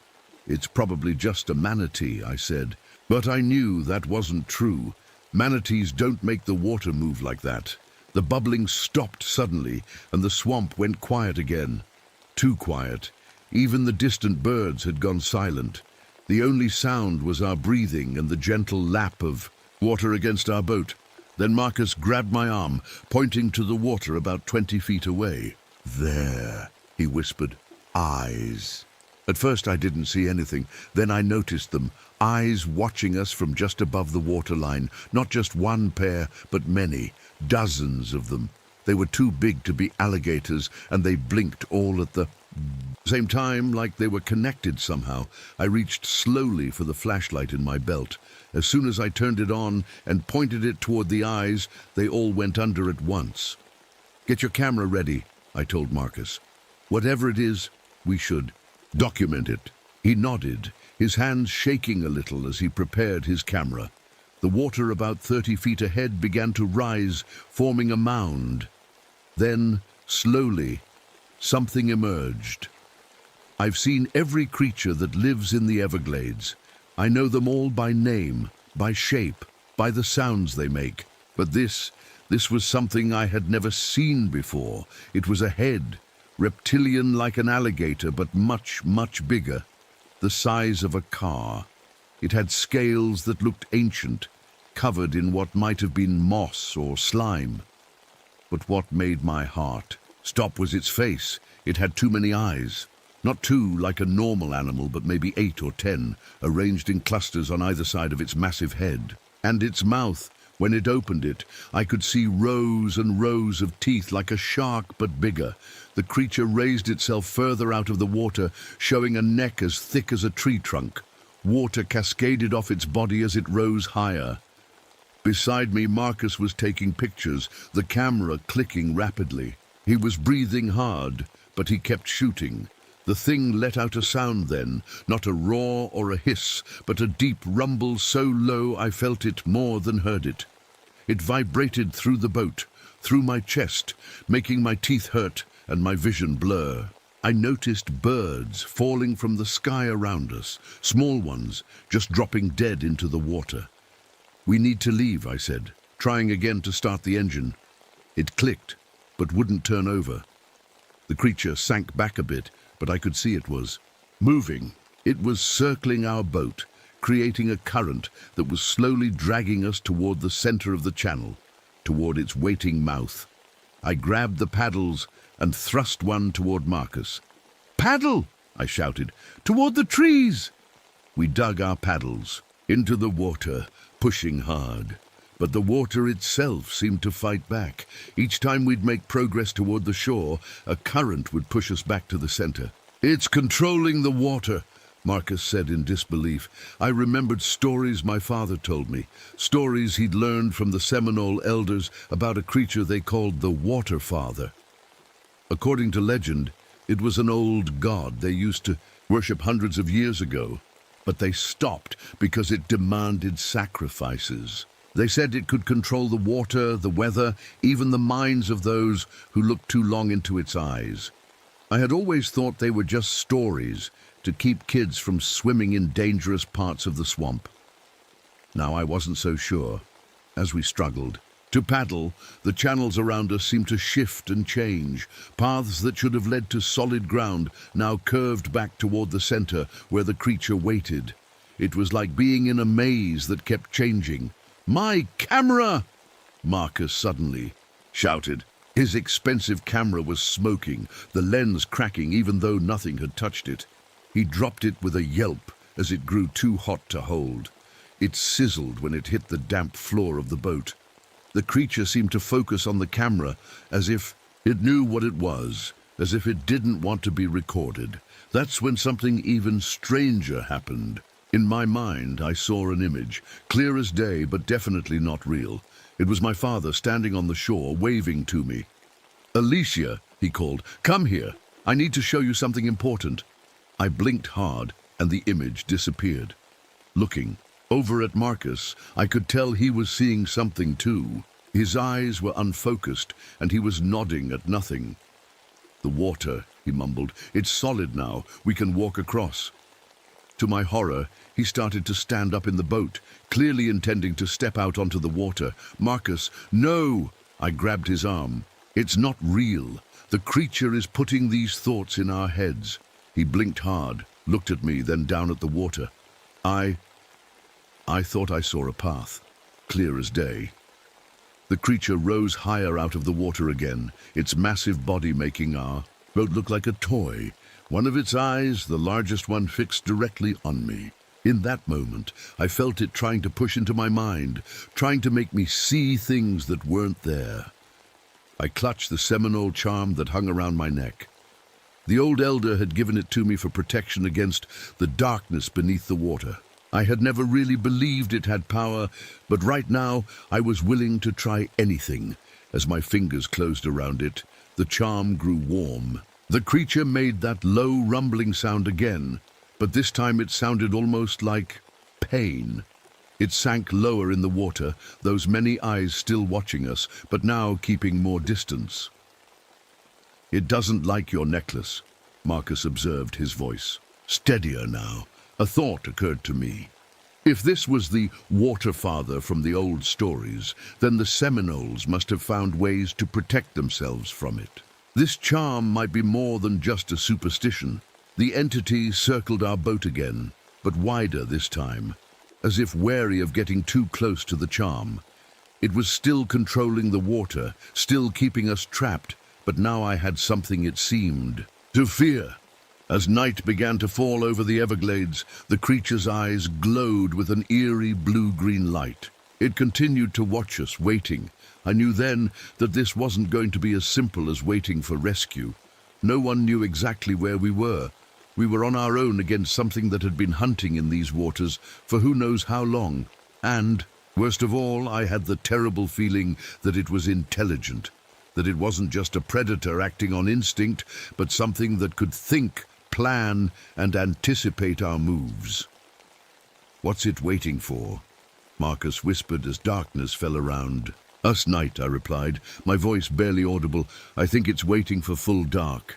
The last rays of sunlight disappeared behind the cypress trees, and the creature let out another rumble, this one almost sounding like satisfaction. In the growing darkness, more eyes appeared on the water's surface, surrounding our boat completely. There wasn't just one of these things. There were many. The night wrapped around us like a wet blanket. I could barely see the outline of Marcus sitting across from me in our small boat. The only light came from the glowing eyes that surrounded us, dozens of pairs watching from the water's surface. I had been thinking hard while darkness fell. These creatures, whatever they were, had to have weaknesses. Everything living does. I remembered how the big one had pulled back when I grabbed my charm. And there was something else. When it first surfaced and I shined my flashlight at its eyes, it seemed bothered by the light. "Marcus," I whispered, "I think they don't like bright light. When they come up to the surface, their eyes seem sensitive." "Great," he said, his voice shaky with fear. "So we just need the sun to come up in the next 5 minutes." I reached into my emergency pack and felt around until my fingers touched what I was looking for. Emergency flares. We had 6 of them. "Biko." "Ready," I told him. "When I light this, paddle as hard as you can toward that break in the trees." I pointed to a small gap I could barely make out in the darkness. I struck the flare. It burst to life with a bright red glow that lit up everything around us. The water creatures hissed, an awful sound like steam escaping from a dozen pipes. Their eyes sank below the surface, retreating from the harsh light. "Now!" I shouted. We paddled frantically, our arms aching with effort. The boat moved forward, cutting through the water that was no longer fighting against us. The creatures were momentarily blind, their control weakened. We were about halfway to the shore when the flare began to sputter. As its light dimmed, the water around us started to bubble again. The biggest creature, the one with all the eyes, surfaced right in front of our boat. It looked angry now, its massive jaws opening wide enough to swallow our boat whole. I grabbed another flare, but before I could light it, Marcus suddenly stood up in the boat. "I can see it now," he said in a strange, flat voice. "The path, it's so clear." "Marcus." "No!" I lunged for him, but I was too late. He stepped over the side of the boat and into the dark water. For a split second, he seemed to stay on top of it, like it really was solid. But then he plunged under with a splash. "Marcus!" I screamed, shining my flashlight where he'd gone under. The water boiled and churned. I caught glimpses of him struggling, his arms flailing. Then the big creature dove, creating a whirlpool that sucked everything down. After a few terrible seconds, the water went still, completely still. Marcus was gone. Tears blurred my vision, but I couldn't cry now. I had to survive to tell people what was happening here, to warn them. I lit another flare and threw it as far as I could from the boat, hoping to distract the creatures. Then I tried the engine again. This time, by some miracle, it sputtered. To life, I gunned it toward the shore, but the swamp itself seemed to be fighting me now. Tree branches that hadn't been there before hung low across the channel. Vines dropped from above, trying to tangle in the propeller. My charm was growing warmer against my skin. Looking down, I saw it was actually glowing slightly, a soft blue, light that pulsed like a heartbeat. When the creatures came too close to the boat, they veered away from that light. "Help! Alicia! Help me!" Marcus's voice came from somewhere to my left. My heart jumped. Could he still be alive? "Alicia, over here. I'm hurt but alive." The voice came from behind me now, then from the right, then from ahead. It wasn't Marcus. It couldn't be.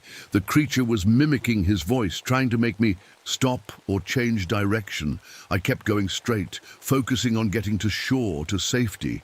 But the shore kept seeming to move farther away, no matter how fast I went. That's when I remembered something. An old oil pipeline that ran through this part of the park.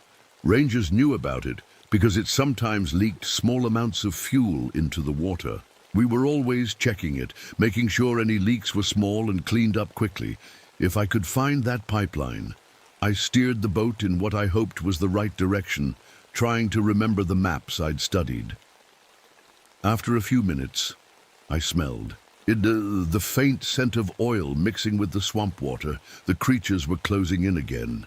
The big one rose up behind me, a wall of scaled flesh that blocked out the night sky. The boat engine started to sputter as the water around it began to freeze. Another trick these things could do. I had 3 flares left. Striking one, I held it high and turned to face the creature. "Stay back!" I shouted, waving the flare. Its many eyes blinked, and it hesitated but didn't retreat fully. It was learning, adapting to our defenses. Soon the flares wouldn't work at all. I could smell the oil stronger now. We were right above the pipeline, and I could see the telltale rainbow sheen on the water's surface. With a deep breath, I made my decision. I lit the second to last flare and held it over the side of the boat, just above the water. "If you can understand me," I said to the creature, "then understand this. Leave me alone, or I burn everything." The creature made that low, rumbling sound again, but didn't back away. It didn't believe me, or maybe it didn't care. I dropped the flare. As it hit the water, the oil on the surface caught fire immediately. A line of flames raced across the water in both directions, following the trail of the leaking pipeline. The creature screamed, a high, piercing sound I never want to hear again. It thrashed in the water as the flames spread, driving it back, down into the depths. The fire gave me enough light to see the shore. It was closer than I'd thought. I steered toward it, pushing the engine as hard as it would go. Behind me, the creatures retreated from the flames, their eyes disappearing beneath the surface. When my boat finally scraped against solid ground, I jumped out and pulled it farther up on shore, away from the water and whatever might still be in it. My legs felt weak and I collapsed onto the muddy bank, breathing hard. The fire on the water was already starting to die down. Oil fires burn hot but quick. Soon it would be dark again, and I didn't know if the creatures would come back. Needed to find my way to the ranger station, to safety. But as I stood up and looked around, trying to get my bearings, I realized something had changed. I could feel the creatures in the water. Not just the big one and its followers that had attacked us, but others, many others, scattered throughout. The Everglades. It was like having a new sense, a way of knowing where they were without seeing them. When I touched my charm, the feeling got stronger. I could tell which channels had creatures in them and which were safe. Somehow my encounter had connected me to them. That's when I understood the truth that the Seminole elders had been trying to protect. These weren't just random monsters. They were ancient things that had always been here, sleeping in the deepest parts of the swamp. And now they were waking up, As I stumbled through the dark swamp toward help, I knew two things for certain. Marcus was gone, another victim of the Water Father and its children, and these creatures weren't going back to sleep. I would have to warn everyone, close off the deep channels, keep people away from the water until we figured out how to fight these things. But who would believe me?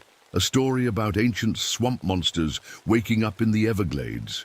When I finally reached the ranger station hours later, muddy and exhausted, my colleagues rushed to help me. They'd been searching for us since we missed. "Oh, check in. What happened? Where's Marcus?" they asked. "Did you find what was causing the boat disappearances?" I looked at their concerned faces and made a decision. I couldn't tell them everything. Not yet. They'd think I was crazy or in shock. "There was an accident," I said. "Something in the water took Marcus. Something dangerous." Later, I would find a way to explain. Later, I would convince them to close the deep channels and bring in experts, maybe even the Seminole elders, who might know more about fighting these creatures. But as I sat there, wrapped in a blanket, while the other rangers made calls and wrote reports, I felt the charm against my skin. It was cool now, quiet, but I knew it wouldn't stay that way. The Water Father and its children were awake and hungry after their long sleep. And somehow, I was connected to them now.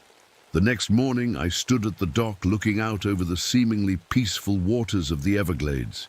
To anyone else, it looked normal, beautiful even, but I could feel them out there, moving beneath. The surface, watching and waiting. This wasn't over. It was just beginning, and I was the only one who knew how to sense them coming.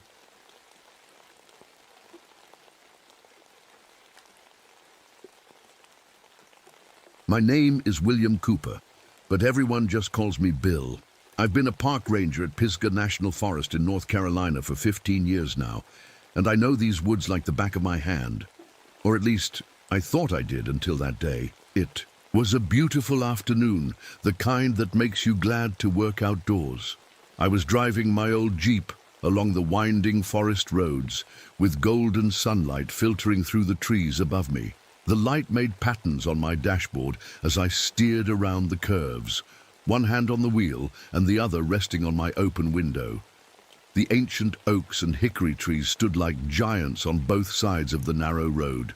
Some of these trees have been here for hundreds of years. I often wonder what stories they could tell if they could talk. The really old ones have trunks so wide that it would take 3 or 4 people holding hands to circle them. I slowed down when I saw movement ahead. A family of deer was crossing the road, a doe and 2 fawns, with spots still on their backs. They stopped when they saw my Jeep, their ears twitching and eyes wide. The mother deer stared at me for a few seconds, then flicked her tail and led her babies into the thick bushes on the other side of the road. Just another day in paradise. I rolled down my window all the way and took a deep breath. The forest smelled amazing after yesterday's rain. Rich soil, wild mushrooms, and that clean, earthy scent that you can't find anywhere else. This is why I became a ranger. No office could ever smell this good. My radio made that familiar crackling sound. And then came Janet's voice from headquarters. "Cooper, you reading me?" "Loud and clear," I answered, picking up the handset. "Just the usual updates. Weather's holding clear through tonight. South Ridge Trail has some fallen branches, but nothing major. Oh, and tell Dr. Johnson her equipment. Delivery will be delayed until tomorrow." "Will do." "Anything else?" "Nope, that's it. Enjoy the quiet shift." If only she knew what was waiting for me. I put the radio down and kept driving, taking in the beauty around me. The forest floor was covered with patches of wildflowers and ferns. Most places still looked untouched, except for the narrow paths that animals had made over time. I've always found it peaceful how everything in nature has its place and purpose. But then I noticed something odd. A perfect circle of white mushrooms, about 30 feet across on the forest floor to my right. I'm no stranger to fairy rings, but this one was huge and so perfectly formed that it stopped me in my tracks. I pulled over to get a better look. The fungi were all exactly the same size and spaced evenly around the circle, like someone had placed them there on purpose. Nature doesn't usually work that way. That's when I realized the birds had stopped singing. You don't notice the bird sounds until they're gone, and then the silence hits you like a physical thing. I've been in these woods long enough to know that when the birds go quiet, something's wrong. As I stood there looking at the mushroom ring, a light mist started forming between the trees. That was strange, because the sky above was clear blue without a cloud in sight. The mist seemed to be rising from the ground itself, swirling around the trunks of the trees like ghostly fingers. A chill ran down my spine that had nothing to do with the temperature. I got back in my Jeep, and as I turned the key, I felt something through the steering wheel, a subtle vibration, like the earth below the road was trembling. I gripped the wheel tighter and pressed on the gas. I needed to get to Dr. Johnson's research camp. The forest was trying to tell me something, and after 15 years here, I knew better than to ignore its warnings. Little did I know that this was just the beginning. Something was wrong in my forest, and I was driving straight toward it. I guess I should tell you a bit more about myself as I drive toward Dr. Johnson's camp. Like I said, my name is William Cooper, though no one's called me William since my mom was mad at me as a kid. I'm 43 years old, and I've spent the last 15 years of my life watching over this forest. Before I became a ranger, I was a police officer in Charlotte. That job, well, it didn't end the way I hoped. There was an incident, a kid with what looked like a gun. It turned out to be a toy. No one got hurt, thank God, but I couldn't stay on the force after that. The forest called to me, offering peace and a second chance. I caught a glimpse of myself in the rearview mirror. My beard is more salt than pepper these days, and my face has gotten weathered from all these years outdoors. The sun and wind have carved lines around my eyes and mouth. My ex-wife Sarah used to call them laugh lines, but they've gotten deeper since our divorce 3 years ago. My fingers found the wooden pendant hanging around my neck, a small carving of a hawk that my daughter Lily made for me before she moved across the country with her mum. I don't get to see her much anymore, just video calls twice a week and visits during summer break. The pendant helps me feel connected to her, like she's still close by. The guys at the ranger station like to joke about what they call my forest superstitions. I won't work in certain areas during the full moon, and I leave little offerings of tobacco at old Cherokee sites. They laugh, but they also listen when I talk about the forest's history. I've spent years collecting stories about this place, including the ones about people who went in and never came out. My Jeep hit a pothole, and pain shot through my right leg. The old injury never lets me forget it's there. 3 years ago, I was helping with a search and rescue when I got caught in the crossfire of a hunting accident. The bullet shattered my knee, and now I walk with a limp that gets worse in cold weather. There's a flask of whiskey in my glove compartment that helps with the pain more often than it should. Not the best solution, but out here, you make do with what you have. I was heading to an area we call Hollow Hill, a place where the trees grow tall but somehow seem empty, like they're missing something inside. Dr. Eliza Johnson had been there for 3 weeks studying something strange. All the predators, wolves, bears, coyotes, even the mountain lions, had suddenly moved away from the hill. It's not normal for every predator to abandon an area at once. Nature doesn't work that way. In the back of my Jeep were supplies for Dr. Johnson, food, fresh water, and equipment she'd requested. But there was something else too, hidden under my seat where regulations said it shouldn't be, my old service revolver. Rangers aren't supposed to carry firearms, but lately, something about the forest has been making me uneasy. It's not anything I can put into words, just a feeling in my gut that something isn't right. That feeling has saved my life more than once. When you spend enough time in the wild, you develop a sort of sixth sense about danger. Right now, that sense was screaming at me, making the hair on the back of my neck stand up. Something was very wrong near Hollow Hill. The road got rougher. As I got closer to Dr. Johnson's research camp, Fewer rangers patrolled this area, and the forest here felt different, older somehow, like it was holding its breath. The trees seemed to lean in toward the road, their branches reaching out like fingers. I checked my watch. It was almost 5 p.m. I should make it to the camp before dark, but only just, and something told me I really didn't want to be near Hollow Hill after the sun went down. Just a routine supply drop, I said out loud to myself, trying to calm my nerves. But even as I said it, I knew that nothing about this trip was going to be routine. The forest was trying to warn me, and this time the warning felt stronger than I'd ever felt before. I rounded the final bend in the road, and Dr. Johnson's research camp came into view. That's when my heart dropped into my stomach. Equipment was scattered everywhere, like something had torn through the campsite in a frenzy. And Dr. Johnson was nowhere to be seen. I jumped out of my Jeep, my bad leg protesting with a sharp pain that I ignored. The camp looked like it had been hit by a tornado, but the trees around it stood perfectly still. That didn't make sense. "Dr. Johnson?" I called out, my voice sounding small in the heavy silence. "Eliza, are you here?" No answer, just the wind rustling through the leaves. I moved carefully through the wreckage of the camp. Her tent was still standing, but the rest of her equipment lay scattered across the clearing, her sample containers, camera gear, and research tools tossed around like toys. What happened here? Inside her tent, I found her research journal. Pages had been torn out and were spread across the floor like fallen leaves. I gathered them up, trying to put them in order. The last complete entry made my blood run cold. Day 18. The silence is getting worse. No bird calls for the 3rd day in a row.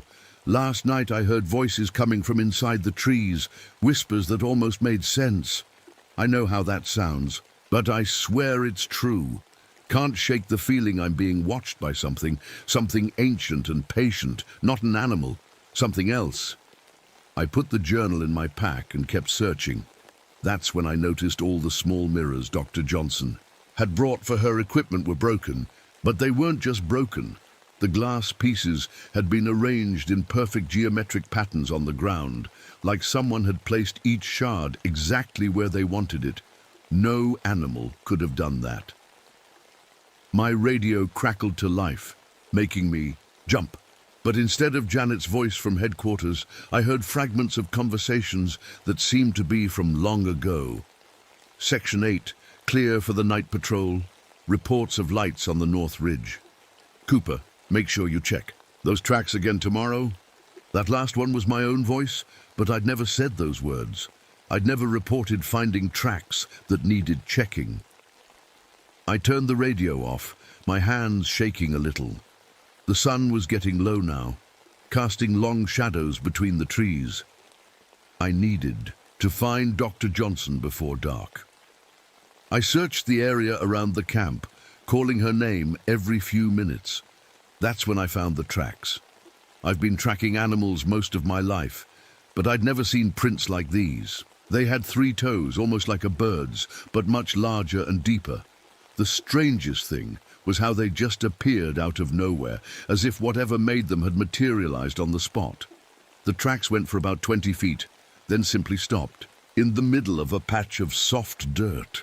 Like the creature had vanished into thin air. Near the edge of the clearing, I found something that made my stomach turn. A tree with dozens of dead birds arranged in perfect circles around its base. Robins, sparrows, and bluebirds lay side by side, their wings spread out. I knelt down to look closer. There wasn't a mark on any of them, no sign of what had killed them. I pulled out my compass to get my bearings. The sun was getting lower, and I needed to know which direction would take me deeper into the forest, toward Hollow Hill, where Dr. Johnson might have gone. But when I held out the compass, the needle started spinning wildly, around and around without stopping. I checked my watch and saw the second hand moving backward. My mouth went dry. I'd heard old stories about places in the forest where time and direction didn't work right, but I'd always thought they were just tales to scare kids. Moving deeper, Into the trees, I found an old metal marker driven into the ground. It was covered with dirt and moss, like it had been there for decades, but I'd never seen it on any of our maps. I brushed away the grime and saw writing etched into the metal, words in Latin that I couldn't read, and below them, Cherokee symbols that I recognized from my studies. They translated roughly to, "The hollow place. Do not enter. It hungers." The sun was setting now, and the temperature dropped suddenly. It'd been a warm summer day, but my breath was now coming out in white clouds. Frost began to form on the leaves around me, crackling softly in the silence. It was impossible. Frost in July. But I was seeing it with my own eyes. That's when I spotted movement between the distant trees. At first, I thought it might be Dr. Johnson, but as I watched, I realized whatever was moving out there was too tall, too thin to be human. They, because there seemed to be more than one, didn't walk like people. They glided as if their feet didn't quite touch the ground. I crouched down, trying to make myself smaller, and reached under my jacket to touch the handle of my revolver. The cold metal was reassuring against my palm. I didn't pull it out yet. I still didn't know what I was dealing with. The figures moved between the trees, never coming into full view. Just glimpses of something tall and wrong. My heart was hammering so loud I was sure they could hear it. Darkness was falling fast now, and I knew I needed to make a decision. Head back to my jeep and call for help, or continue toward Hollow. Hill to find Dr. Johnson. Before I could decide, I heard a sound that made the decision for me, a woman's voice, calling faintly from the direction of Hollow Hill. "Bill, is that you? I need help." It was Eliza Johnson's voice. I took a deep breath, pulled out my flashlight, and headed toward the voice.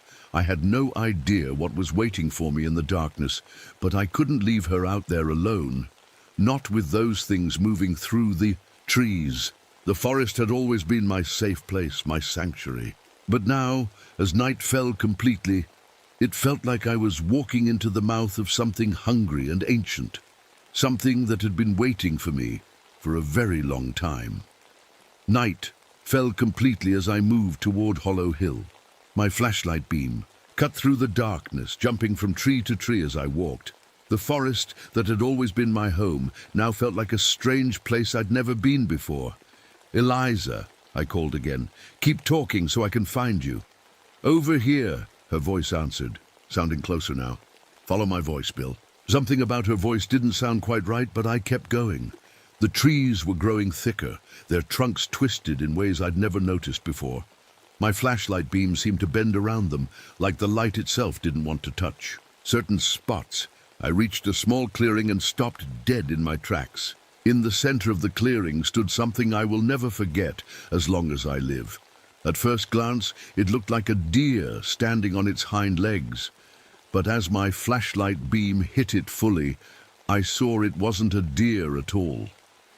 It had the head of a deer, yes, but its antlers twisted in ways that hurt my eyes to look at, spiraling in and out and around each other like they couldn't decide which way to grow. And it stood on legs that looked horribly human, but wrong, too long, too bent. Backward at the knees, I stood frozen, unable to move or even breathe. The thing's eyes caught the light of my flashlight and glowed red, like hot coals in the darkness. When it moved, it left a trail behind it, like seeing double, or like my eyes couldn't keep up with where it was. It would be in one spot, and then another, with faint images of itself stretching between the two places. "Hello, Ranger Cooper," it said, but not with a mouth. The voice seemed to come from everywhere around me, from the trees themselves. "We've been waiting for you." I tried to back away, but my legs wouldn't work. "What are you?" I managed to ask, my voice barely a whisper. "I am this place," it answered. "I have always been this place." The creature moved closer, and I noticed something impossible.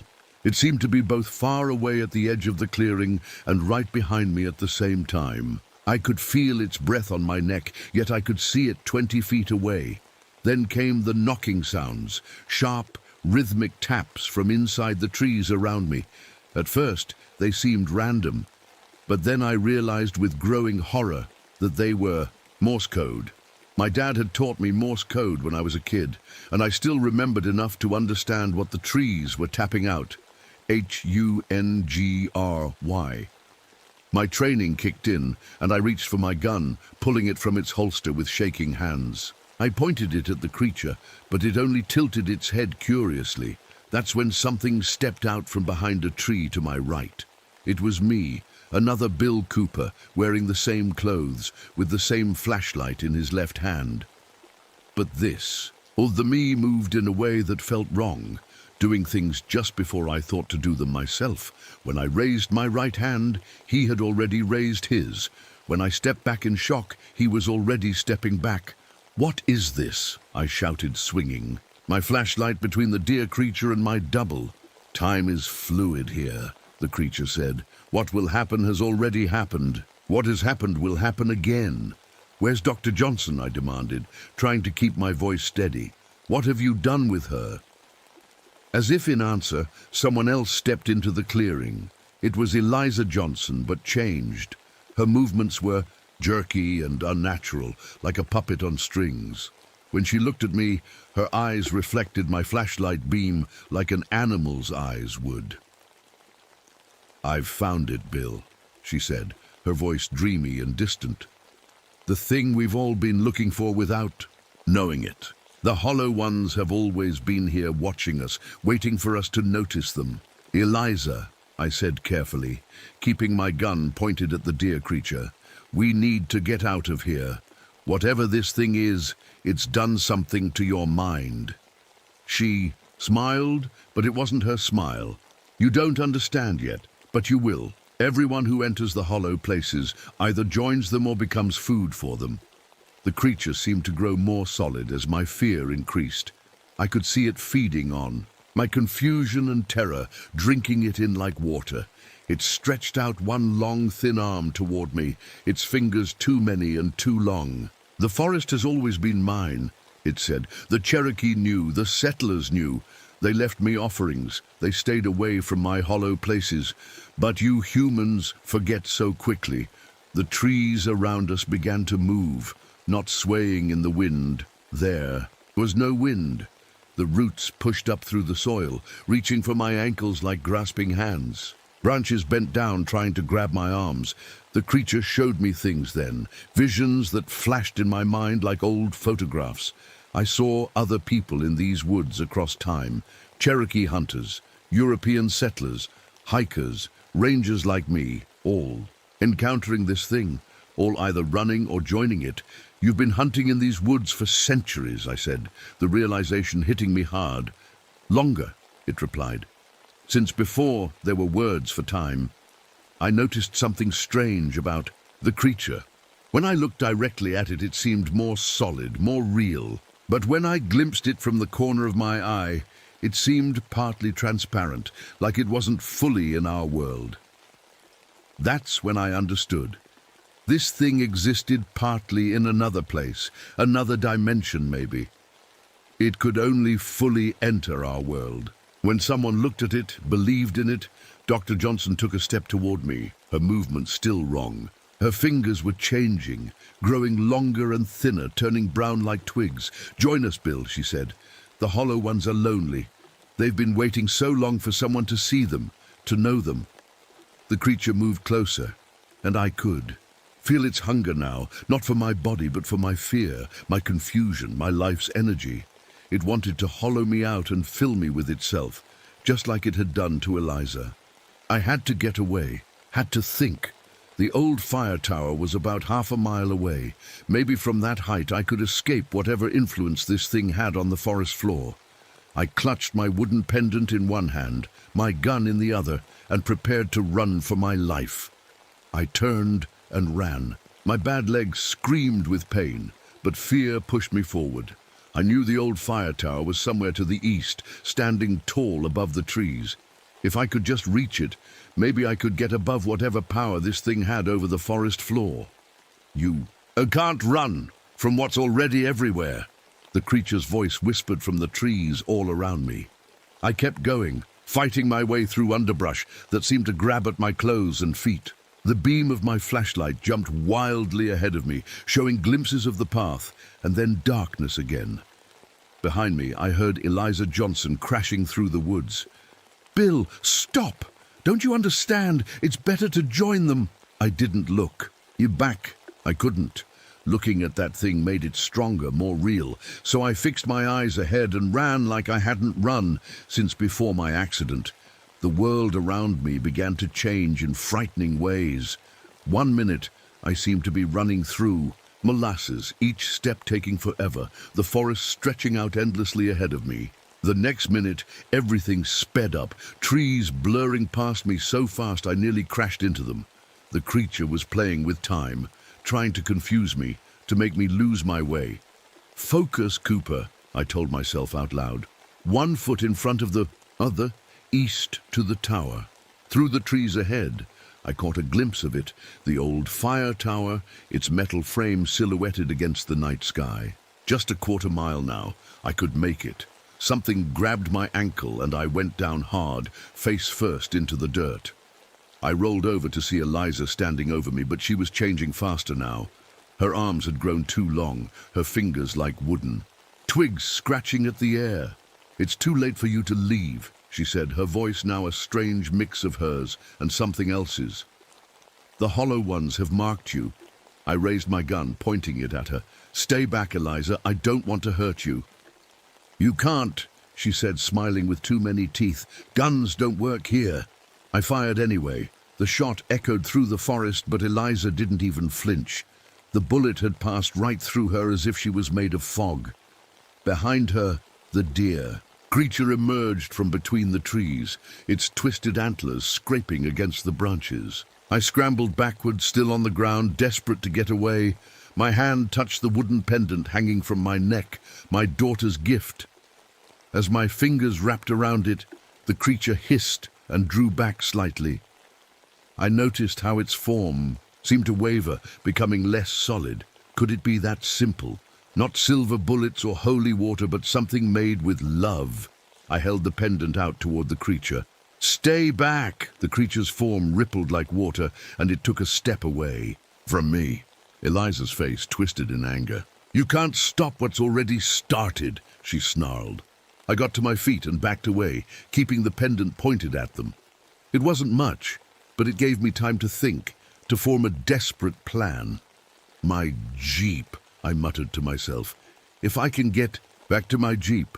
I remembered something then. Dr. Johnson's broken mirrors at the camp, the way the creature seemed to become more real when I looked directly at it. Mirrors reflect. They show things as they are, or as they aren't. I turned and ran again, changing direction toward the research camp instead of the tower. I needed those mirror shards. The forest worked against me every step of the way.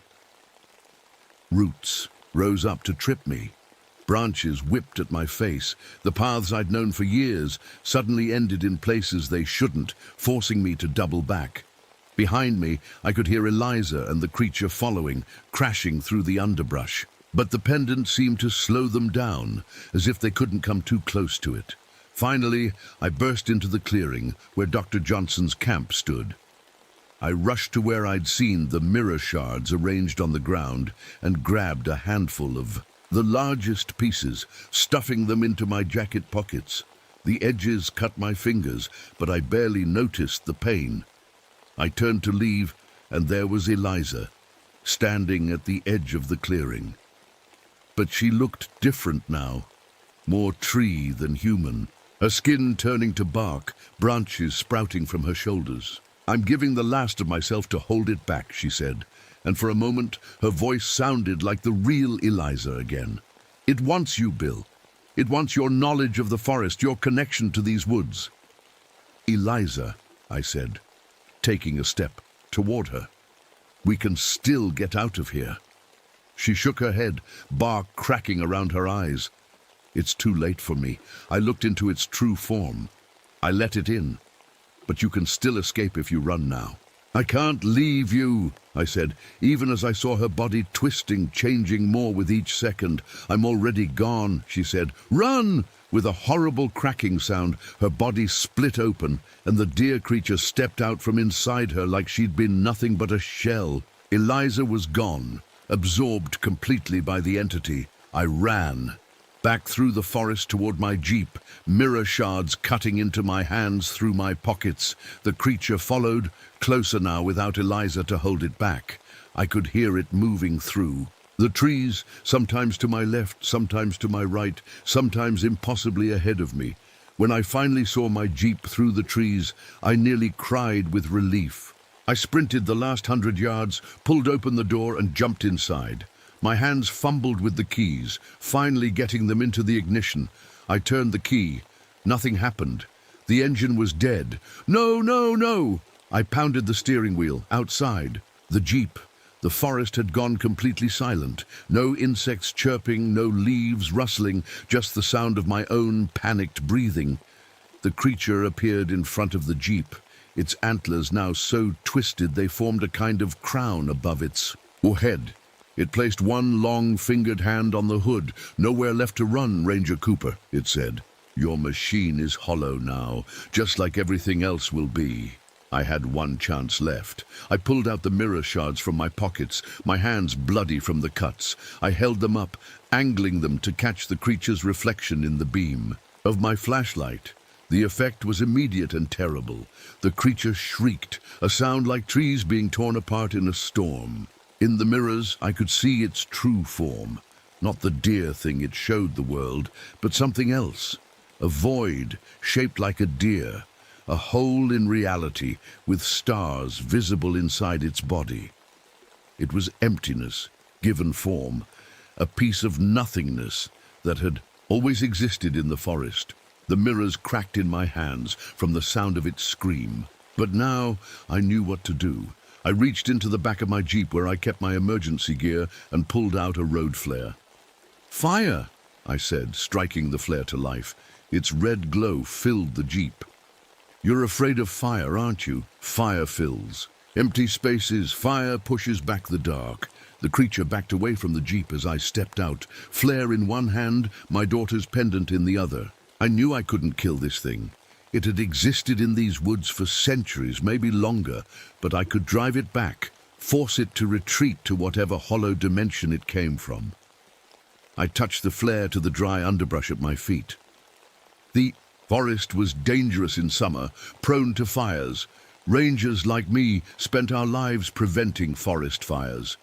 But now, a controlled burn was my only weapon. The brush caught quickly, flames spreading in a circle around my jeep. The creature retreated, further, its form wavering like a bad TV signal. "This forest has never been yours," I told it, my voice stronger now. "It belongs to life, not emptiness. To light, not dark." The fire spread, creating a barrier between me and the creature. Through the flames, I saw it begin to fade, to lose its hold on our world. Its voice came one last time, distant now. "I will wait, Ranger Cooper. In the hollow places between trees, in the empty spaces between heartbeats, I will always be here." Then it was gone, faded back to whatever dimension it had come from. But I knew it wasn't gone completely. The fire had only driven it back temporarily. Worked quickly to control the flames, using dirt and the emergency water from my jeep to create a fire break. I couldn't let the whole forest burn, even to escape this thing. As dawn broke over the trees, the fire was contained.